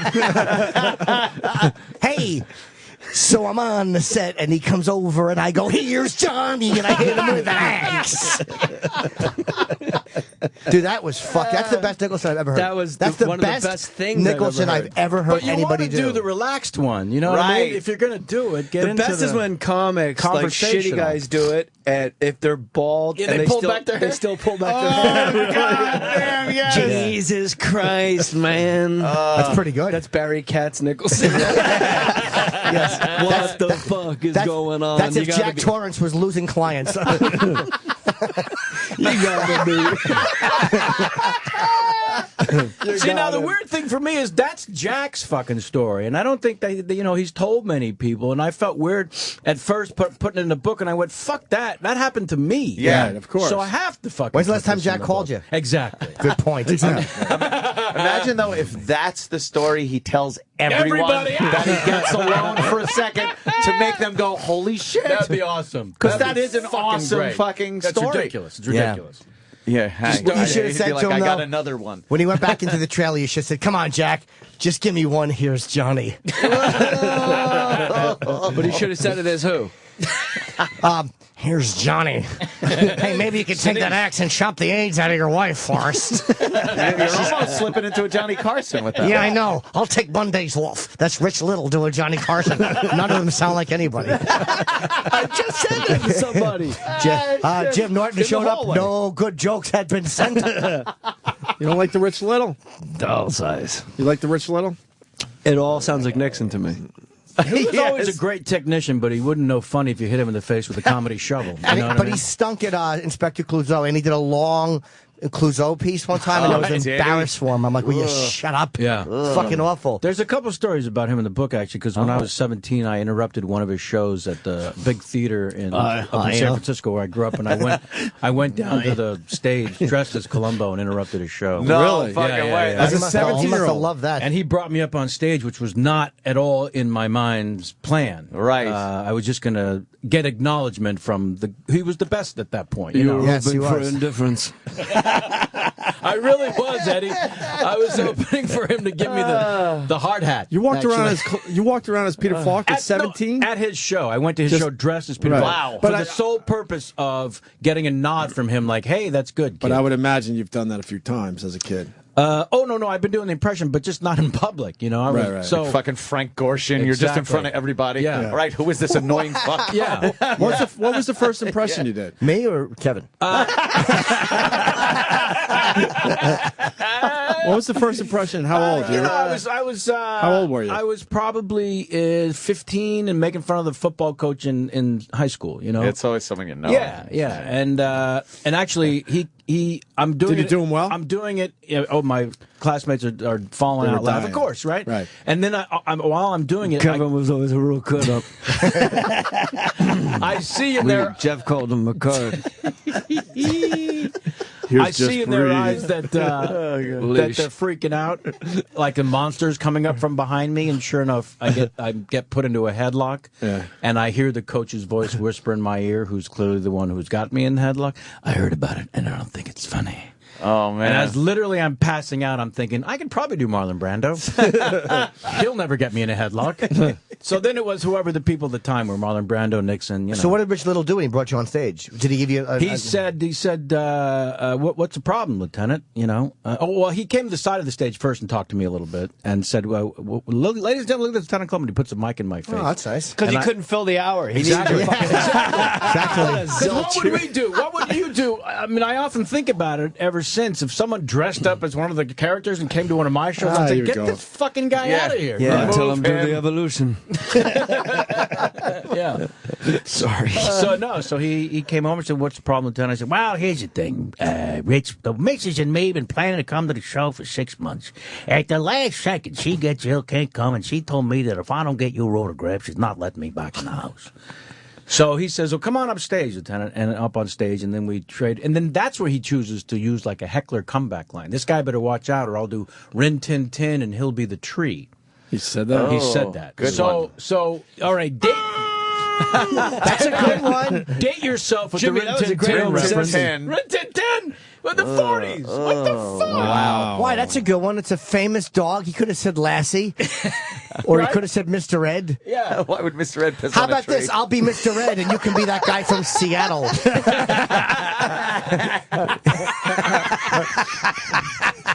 I'll be Mr. Ed. You be Kenneth Pinion. So I thought when the show was over, he was going to take me to show business, you know, because he said, "Come back after the show, and I'll give you an autograph." Come back, kid. Yeah, come backstage. And then what happened? He raped my mouth. And then he raped my mouth. And that was my introduction to show business. Ta-da! So you went back. Offensive to So mouths. I go back. I go back. Mouths do a lot of things for us. They help us chew and talk and communicate. They don't help you talk, by the way. No, not at all. Did you ever see him again? Well, yeah, so backstage I go and there's like already 30 people in line, right? And so the kid who dresses up like Columbo walks down to the stage in the middle of his act. Do you think that kid, A, walks up to the front of the line, says, "I'm here to see Mr. Little," or B, gets in the back of the fucking line? You go on the front of the line. You're fucking... I went to the back of the Peter line. Falk. Yeah, of course you I went did. to the back of Oh, the you line. did go back. Yeah, because now I'm myself. Right? Yeah. So I get up there, and it's like an assembly line. He's meeting a person. "Hi, what's your name, Steve?" The guy's on his left. "Hi, what's your name, Steve?" And he signs autograph, passes him over to his right, and he keeps the line moving, signing autographs, right? So then when I'm in this assembly line, "Hey, what's your name?" "Mary." "Hi, I'm Mary. Thanks for coming to the show." "Hey, here he is. What's your name?" And I said, "Kevin." And he signs the thing. "Nice, good job." And I'm shuffled off the Buffalo. That's it. That was it. That's your moment. I crushed me like a fucking walnut. I thought we were going to get on the plane and go to show business. Of That was course. it. Yeah. You were on your way. You're going to be a part of the act. He brought me on stage. Man. He thought he was going to be in the act. Forrest, why does anybody laugh at that big-nosed drunk? He's not funny. Did you He gets ever... all excited about his impression. You ever tell Rich Lowell that story? No. After he got famous? I saw him at the Tonight Show, and I just asked him if he remembered, like 100 years ago, if he remembered the kid who was dressed up as Columbo, and he insisted that he did remember, of course. He didn't know it was me. He hadn't put it together at that point. That was after Few Good Men, Suspects, and all He that. probably did remember. How often did that happen to him in his fuck? I probably, once. All right, listen, we should take a quick break here. Captain Pollak is here. How I Slept My Way to the Middle is his book. A lot of stories in here. Yes. Secrets Amazon, and stories order from that stage, book. screen, and interwebs. And look, you got Hanks and Martin and Cruz praising your book right on the front Order cover. that book, you earned it. And Jay Moore, where you governors next weekend, right? No, this weekend. I'm going to make the Italians laugh. Yeah, at their Jay governors. Mohrz. Across the street from Balls. Jay Mohrz. Over in Levittown. Jay Mohrz is legendary. You got me pregnant. I'm building an ark with my cousin Pancake and Ruby G. We're doing a little break, and we'll continue with Jay Moore and Peter Falk. Wait, I got to go Peter one. Falk, hello. Jesus. Kevin Pollak. Peter Falk, Also dead. Who is he fucking Columbo or something? Fucking take us out, you piece of shit. This is the Opie and Anthony Show. Opie and Anthony. Sirius XM. Everyone picks up their headphones like we're ready to go back on the air because I'm reading. Talk amongst yourselves. After more than a decade, the bad boys from Boston are back. Aerosmith's first album in 11 years, Music from Another Dimension. It hits the stores November 6th on Columbia Records. Of course, Joe Perry, Brad Whitford, Tom Hamilton, Joey Kramer, and Steven Tyler. Music from Another Dimension features all the original members who are playing better than they ever have before. Catch Aerosmith, their current global warming tour. Oh, is it a global warming tour?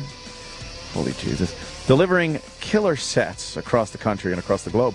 And pick up the new album, Music from Another Dimension, produced by Jack Douglas, Steven Tyler, and Joe Perry.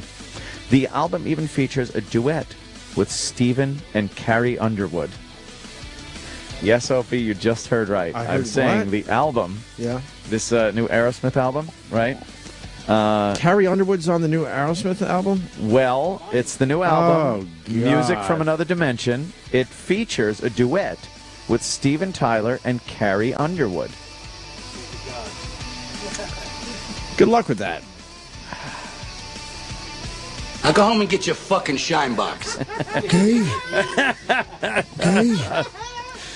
Are you feeling fucking strong? Yeah. I'm breaking your balls and right away you're getting fucking fresh. Hey, you get fucking fresh. Oh, right. Hey, they have scores of platinum albums under their belt, and their current album is, of course, more of the same amazingness that Aerosmith's given us for years. Aerosmith's first album in 11 years, Music from Another Dimension, hit stores November 6th on Columbia Records. This is the Opie and Anthony Show. I'd rather be with an animal.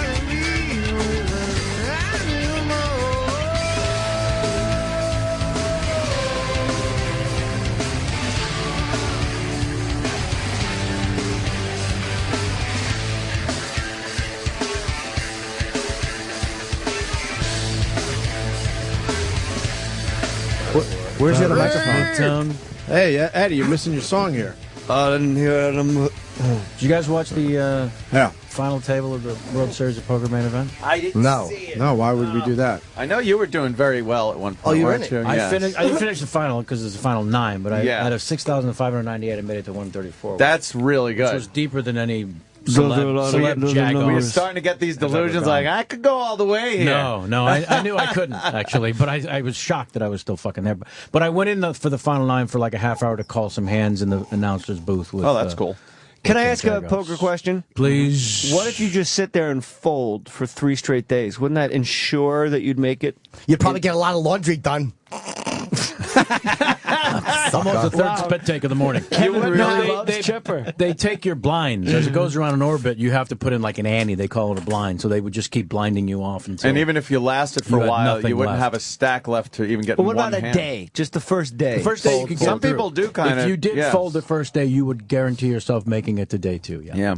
With such a short stack, though, you're right. Yeah, you stack up. You sure you got to play the game. What about Valley? Oh my God, poker chips are so grody. Fucking, I hate Valley Jim. And hates Valley Jim. I hate Valley Jim. And why does Bobby hate Chipper so much? Because Bob, on an intellectual level, is an equal to Chip. Dude, you got Chip, your coffee. You know what I would love to do sometime is a talking walking with Chipper. That would be a fucking wet dream We for could me. do fucking battling walk-ins or something. My mother always said, Chipper, sometimes you sound... Go outside, Chipper, and do the voices. Why outside? Because a friend... She had a couple of friends of color who would help her lay down the rug in her bedroom. So she would say, "Go outside, Chipper, do the voices, and come back later." Men, friends of color, or yeah, really? They all look like Paul Benjamin. Sure. Yeah, he was English from Escape from Alcatraz. Pretty hip reference, Chip. Yeah. My mother said I loved him at across 110th Street. Chip Miller. Chocolate Chip Miller. Kevin, so Kevin has to leave because he's doing TV. But his book, plug his book properly. What TV are you doing? Yes. So I'm doing the Catholic in Choda. Oh, wow. In 20 minutes. You'll have fun with that show. But I wanted to just honestly say I am utterly devoted to the show on a daily basis. I cannot fucking live without it. Honest to God, thanks, you guys are crushing it every fucking day. God damn. And I'm loving it to death and have now for a while. And honestly, just so you know, I'm a nutty fan. Well, I'm glad I was here finally for your appearance. Dodging me, last time I had a very important court ticket thing. Ticket out of? Actually, it was jury duty. Yeah. And I went in and the guy said, don't worry about it. Brought me in the back and fucking signed something and I was off. Yeah. It was great. I love being moderately known by a few people. Exactly. That's about it. You know how I got through that, though? The security guy, I go in, and, you're not allowed to carry firearms in a court. So you got to go up to the court guy and go, I'm packing heat. You have a license to carry? And then the guy goes, no, I carry illegal. But the way you got to I said, say it... No, of course I am. It's 3 years in prison if you're not. The way you got to say it is you walk up to it and you go, I got a gun. You yell it when you run in the door. I got a gun! I'll execute every last motherfucking one of you! Yeah, maybe you should take your gun, Wendy. Oh, God damn, you're Fucking Kevin and I. Johnny's got a gun. Jimmy running away with the last fucking 3 years. Not even close. The impressions just Now, fly out of him. what was that? You said I was. Here's me. Is that right? Oh. Chip gets real nervous around Johnny. Nervous around Carson? He doesn't know Johnny died. It got a little meta. Fucking my mother used to watch him. She would always say, Chipper, get out of the room. Sidney Poitier's on. Mother wants to watch him alone. Chip, what was your mother's name? Dolores. Oh. Why are you getting mad? Yeah, why are you angry with me? She's a wonderful woman. She's a saint. So these men, they come and they help your mother lay down the carpet? Yeah, and fix the floorboards in her bedroom because they was always broken and warped. So how do they fix them? They would lay down there with her and they would like make sure that they would just bang up and down on them until they were all nailed in or something. So you wouldn't see it, but you'd hear it. I'd be out in the bushes sometimes. My mother would say, Chipper, the blinds are open. Get out of there. You'd peek into your mom's window? Oh, Chip. That's a guilty face. Oh, Chip. No, I wouldn't. I'd be out picking berries. Was your mother a fan of Gary Sinise? Oh. No, she liked Bubba. She would always she cries every time he died because she said, I bet he has a big black Alabama cock, Chipper.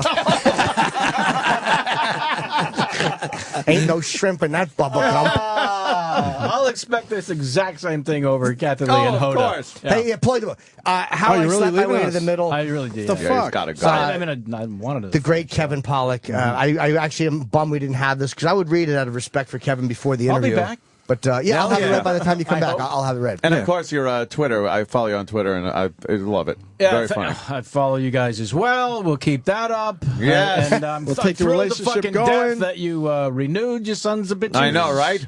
Thank God. Make a lot of money. Not bad, right? See that though? $400 or $500 a week. He said, "You sound like a guy that just signed a contract." Yeah. Anthony was on like a R and N bomb rant. Wow, somebody re-upped. I went down the hall. The record shows that you went down the hall, Yes. Jay Moore. And Anthony was right talking about down- the same person. It kind of was. All right, Kevin, get Thanks, the fuck guys. out of here. Love Kevin you. Pollak Thank on you. Twitter. Thank you, man. Walken. Say goodbye as Walken. Goodbye. That's all we get from him today. Perfect, man. He's here 2 hours. He did 20 He seconds did. of walking. Yeah. He was fucking fantastic. You know what it is? Don't talk with your mouth full. It's like, I'm eating jerky Yeah, of course. on the you are. radio. You are what you eat. Very good. There's a story in the book, actually, when one of the first early Tonight shows I did, Lena was the guest host, right? So he says, come up to the house and run the spot, and, we'll work on it. So I was comfortable enough, because he had several gatherings, and knew him well. So I go up to the house, and he said, all right, so let me see, what do you got? So I do the first thing, and it's top load. It's Peter Falk. It's a crusher, and I finish it, and he goes, oh, okay. So does that normally work when you do it in your act? Oh, so that's what I expect. Wow. If I come here and I try to do my little monkey voices, I literally expect... You can do a monkey? Do a monkey.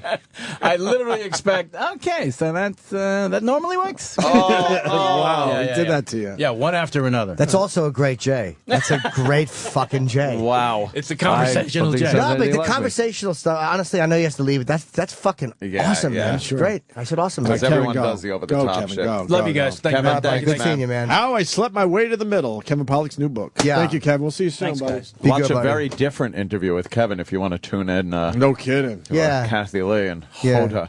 Yeah. Hey, if you need Gary Sinise, call me and I'll do it over the phone and we'll go back and forth. We'll start a riff. Hey, Forrest, who are these two drunken cunts? And by that I mean my fat Asian wife and your AZ one, not Hoda. AZ. Yeah, Hoda. Who are these bitches you're looking at? Who is that Jay bitch? Moore? This is just on the. It's people's bikini bodies. But are they? Here's Rihanna. I don't know why anybody thinks she's hot. She looks like Earl Campbell. You don't like Rihanna? What's the like? Oh shit! That's what's her name. I hate those fucking surf shirts that people wear all the time now. It's like, Yeah. look, if you're a fucking fatso with tits, you got to get out there and own it and lose them eventually. You know what, dude? But like every kid in the world, they're like everyone just like, you know what? I don't have to get in shape. I'll just wear a fucking board shirt. Oh yeah, fucking. That's what we call selling out. You got to show him Stone Cold E.T. Oh right, yeah. Stone Cold Steve Austin has nothing to do with this whatsoever. You got to see this though. I like the after show downtown Sam Roberts. Prime time. Downtown. I've loved Eddie Vedder being part of the show today. I know what made Opie laugh the hardest of the entire 2-hour run. I know one syllable word that made you go fucking, and no one else heard it. Shit. Do you remember what it was? He was talking, I go, bugs. yeah, You know what, dude? I wear my board shirt. I go to Brazil. I get pulled over. I was speaking fucking Spanish, and the fucking cops, dude. I ate Patrice laughing. I got my coffee, and the cops are like, "Hey, you know what, dude? I thought the dog is in the car." Dude, I'm fucking fly fishing in my blow-up raft with a chair in it. You know what, dude? You got your friends, you got your health, dude. So what if you don't have lights? Where are you? Chicago, dude. Yeah. I got stuck in Chicago. In what? An airplane hangar, dude. I couldn't get out. You're a fucking jerk. You know that, dude? Oh, yeah. You're a fucking jerk. Oh, yeah. They reminded me of an impression I forgot to do. Oh. God damn it. Oh, no. I wish I had glasses for this. Jimmy's at Buffalo December 28th. End of the year. He's doing New Year's Eve up there. Oh, yeah. All right. This is serious, De Niro, when he makes like a speech? Yeah. Not De Niro. You know, the people of New York, remember me as a bull who would rage. But now I'm raging at poverty. I hate that shit. I fucking hate Stupid heavy breathing. Shut up. Shut up, Bob. I think, Anthony, what do you hate when celebrities do their thing? Yes. Can't stand when they do like that, when they incorporate something from their career into a pitch. What's a worse hawk. to me is, okay, my rule is if you have to say your name, you're not a celebrity spokesman. Oh, right. Like That's if you have to true. say, hi, yes, I'm Sarah McLachlan. I'm not Susan Sarandon at all. And hundreds of thousands of dogs and cats are killed. So are fucking people, you assholes. How many homeless people did you drive past to save that fucking cat? You know what? Next time you see a veteran laying in his own piss wearing a Gary Payton Lakers jersey, show him your new cat and tell him he doesn't itch anymore. And that veteran will tell you you're doing God's work. Right. Worth? There was one? We got it. Here, to play Stone Cold E.T. Stone Cold E.T. And I just want to order a couple White Castles to go. So sorry, can you repeat that again? I said Stone Cold E.T. would like a couple cheeseburgers and maybe a drink, and I'd like to get out here as soon as possible, and that's the bottom line. Hey, do you want to pull up? I can understand. Look how he's got to look down at the shift Stone knob. Cold E.T. Watch him drive the car. What's that? Full screen. Just pull up to the first window. Watch how he drives. Watch how he He's got to look. He's got to look. This is Stone Cold E.T. and I just want to order a set stuffed cheeseburgers and maybe a drink, and I'd like to get out here as soon as possible, and that's the bottom line. Hey, do you want to pull up? I can understand. He can't see the gear shift. Okay, you So want he's got- Stone Cold E.T. He can't see. What's that? His head looks like DeRosa's dick. Okay. He's driving.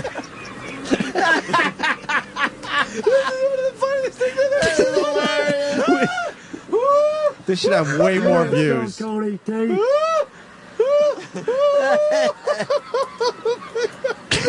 Y-E-T. He's got the wrong window. Everything. There's nothing not amazing. Every fucking moment. Holy shit. He's doing the E.T. finger. Oh my god. Oh my god. Please go to Stone Cold E.T. if you're listening to this right now. Please, if you can hear my voice. Fuck gas and water.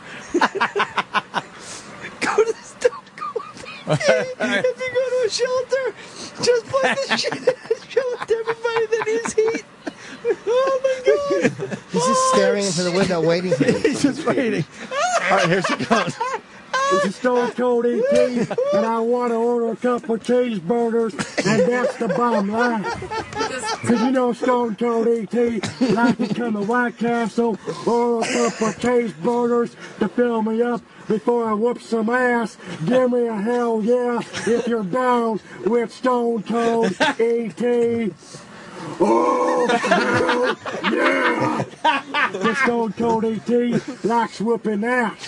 When Stone Cold E.T. rides a bicycle, I ride it long, I ride it hard, just like the Texas rattlesnake when he's done whooping Vince McMahon's ass. Give me a, oh, hell yeah! What'd you say, E.T.? What? What'd you say, E.T.? What? I said I want to order 2 cheeseburgers, and that's the bottom line. Because no Stone Cold love a little White Castle burger with a little onion, with a little meat. Because there's nothing like Stone Cold Steve Austin eating those little White Castle burgers. You know Stone Cold like a little White Castle action. Well, I'm busy fighting off aliens when I'm busy being the crap out of Will Smith in Independence Day or being him up in I Robot. Stone Cold E.T. is gonna whoop some ass. Give me a hell yeah. Oh, hell yeah. Stone Cold E.T. is gonna whoop some ass. And that's the bottom line. Look down again. Hell yeah. He just drives away. I'm telling you, isn't that great? There's no. I can't. Oh my god! Fucking hilarious. In every video, there's like a 6-second chunk where you're like, yeah. Right. That start to finish It's might be the fucking funniest hilarious. thing I've ever seen on YouTube. Oh, hell yeah. It's all muffled because of his mask, which is great. And the mask moves when he talks because of the air. He looked down, like you said. He has to look straight down. He looked like you can't see through his like holes. Akbar. Fucking great, man. This is dissident. Bugs. That's what makes me laugh all day. Bugs. Fucking Jay Moore killing it today. Love it. Love it. Are you around for a while? You're going to be doing I'm here some for radio the with month, us, right? I'm here for the A month. month. Nice. Where you staying? My secret location. I could tell you where I'm staying, but then of course I'd have to kill you. I like when frontmen think like fucking old hack shit is funny, but we're drunk in the audience, like, yeah, tripping on mushroom caps and a joint and 6 beers, like, yeah, hey, Long Island, Like a fucking asshole. it's so good to be here. It's my age, it's good to be anywhere. Yeah, fucking Eddie's the best. Fucking guy. Fucking Eddie, man. Fucking best. I don't even know what this shit is. How do I get out of here, Sam Roberts? What is that? That's It's like- that guy gets hit with a soccer ball. West Side Dave Roberts. Well, the guy that walks into the poll's pretty funny. Oh, East Side. It's a news anchor failed take- compilation.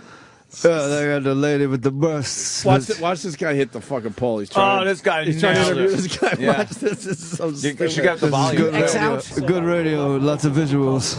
Oh, he fucking prick. Walks right into a They poll. do a slow-mo on it. You could tell in slow motion by the sound. His glasses knock off. What a fucking dick. Up here in my tree. Newspapers matter not to me. No. Election day tomorrow, by the way. Who you vote for, Ant? Who you got? I'm still undecided. Still undecided, are you? Are you, what do they call it? A low intelligent, what do they call it? Low information vote? No, not you specifically. Low you dope. Yeah, What I do they hear call them? Oh, here comes Uncle Paul. No, it's Edgar. This is Edgar. Oh, Edgar? Have you been touched by Edgar yet? Yeah, I liked it. But Oh, you don't mind Edgar I thought it was touching Uncle you? Paul. I hate Edgar. No, I'm they're too very old for Uncle different. Paul. I don't Why? like his touch. And there's Eugene too. Yeah, but mostly it's Edgar. Yeah. Yeah, we don't see Eugene a lot. No, Whoops. Eugene's very strange. I'm voting for Mitt Romney. Isn't that amazing? I bet I surprised a lot of people with that one. My secret ballad. Yeah. Was that Eugene or Edgar? That's Edgar. That's Edgar. Edgar makes this. Stop. Edgar makes the same face as Jack Klugman. Oh. He was Quincy. Queen C. Talking about a murder. The worst. I got to tell you something, and I will just say this to offset any of Michael Moore's crap, because I know there are a lot of listeners around the country. And this is just from me, not necessarily a reflection of the Opie and Anthony radio show. Reflection. Get out and vote, especially you Republicans. Get out. If you're registered to vote and you don't vote tomorrow, you're being an asshole. I'm talking about the whole country. Anthony's a left-wing Hollywood douchebag. No, That's what I get on my Twitter feed. No matter what I write about Christie or liking Nixon, Left you wing. fucking liberal. No, me. They always say. And I'm like, have you read my feed? I say, just get the fuck out there and vote Mitch Romney. Get Obama out of here. Please. I've had it with him. In January 1st, you'll all have it with him when those taxes go up, boy. Let me tell you. Tell us how you really feel. I want to tell us how you really feel, Anthony. I think Chip So was right. if you are registered to vote as a Republican, I'm glad and Chip you could sit be in home the and don't band with vote, us. Sit I'm again. going to be very angry with you. Get up, take the fucking 5 minutes it'll take to go and cast your fucking vote. Please. How come you're not called Pearl Jelly? I love Chip so much. He's like a brother to me. But Chip did a lot for the country.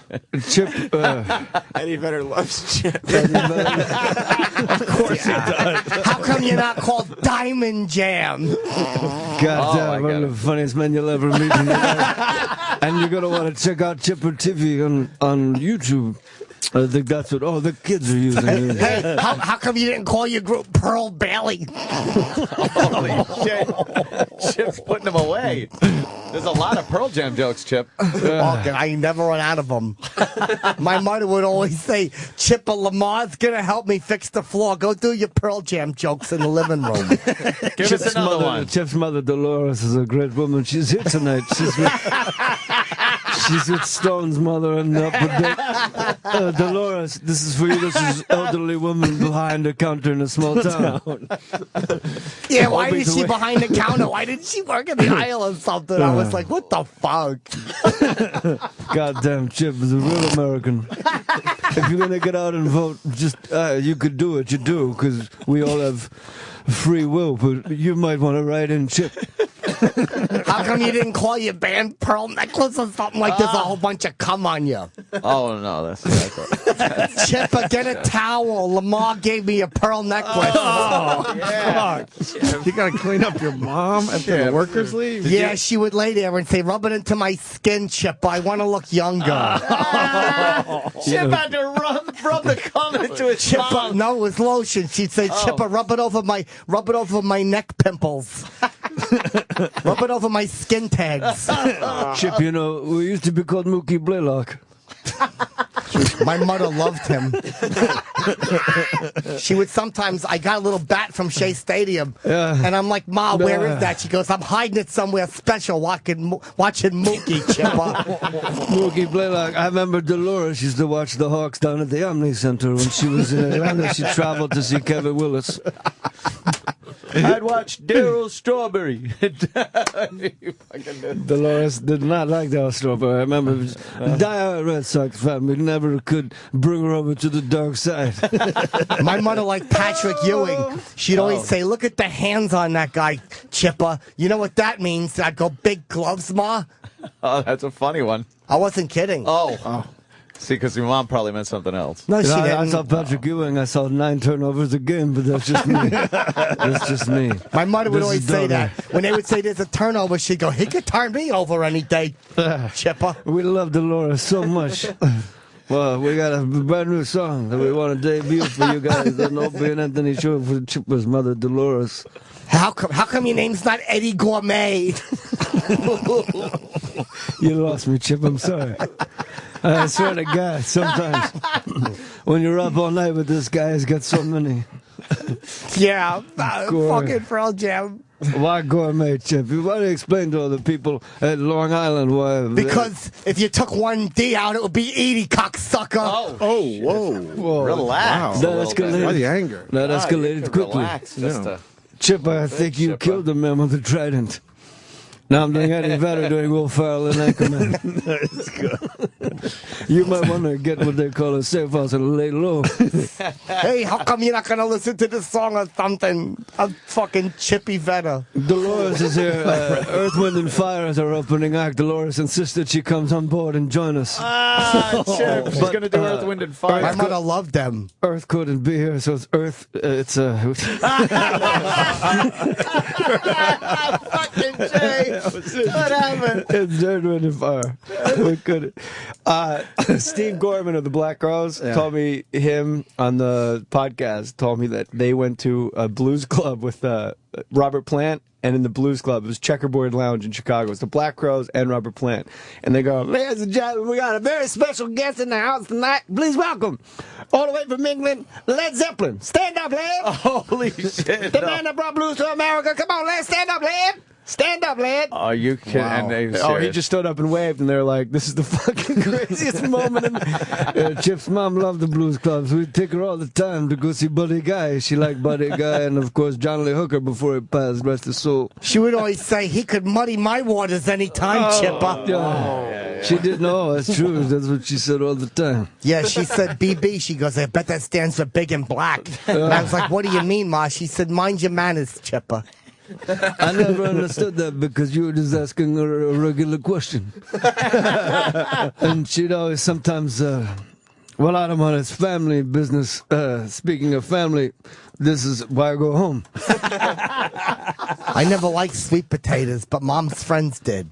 Oh, boy. Oh. The type of food that they... Collard greens. Yeah. There's nothing wrong with the floor. Yes, there was. It was broken. It's always broken. Well, it's got to go find gas. I got some. Yeah. I'll fart in your Yeah. car. See you tomorrow. No. You got to get your plug in there, Chipper. Gonna be performing. How could anyone not like this? Bobby. Fucking. You know what, Dad? I'll be in Buffalo. What am I fucking riding to Buffalo on a plane or something? Oh, God, it doesn't make sense, Chip. Yeah, I'll be in Buffalo like I'm a piece of Buffalo shit. December 28, 29, 30, and 31 in Buffalo. What's the name of the room, Chip? Let them know. It's the Helium Comedy Club. Everybody talks like that or something. All right. Helium. That's a good room. Use the space. Everybody's zooted. About comedy. And I'll be in Addison, Texas, November 15th, 16th, and 17th. That's when JFK got shot. Who's got the brain of JFK with the middle nerve? Jay Mohrz going to be at the Governor's on Long Island this weekend. Yeah, come on out, and if it takes all night, well, that's all right. We'll do it. We'll cross some balls. I want to thank Earth, Zephyr, and Heat for joining us because the original band members couldn't be here. We have Earth, Wind, and Heat. Oh, Obama's still campaigning. Yeah. You never can be too sure, Anthony. Please get out to vote. Don't forget to cast your ballots and write in chippers, and if you're undecided, just make it a real democracy. But tonight is not a democracy. It's a dictatorship, a benevolent one, and I'm your leader, Ed. This is even flow, and we'll leave you with this. We should play some fucking Pearl Jam out here. Ed, what do you want to play? Play Up Here in My Tree. Up here in my tree. I don't give a... No, you know what? If I could really request one, why am I shouting? Play whatever fucking song you want, Jay Moore. I would love Moore. to hear Habit. Habit. That's the fucking real deal. Right. You know what, Chipper? All right, we're going to play that. Habit. Get out of here. Did your mother have any habits? That's all right. We only have the live version, but that's fine. So that means you got to fucking intro the song because we're playing the live version. Jay Moore will be back on the show in and out in the next few weeks, so we're looking forward to that. Look, sometimes something's so good you can't put it down, you know? Like this red wine, or Chipper's mother's affinity for a man named Lamar. She had a habit already. Like, what is she, a nun or something? Or Chipper's affinity for great jokes. One of the great American storytellers about that. I can't quit you, Chipper. I wish I could. This is Habit.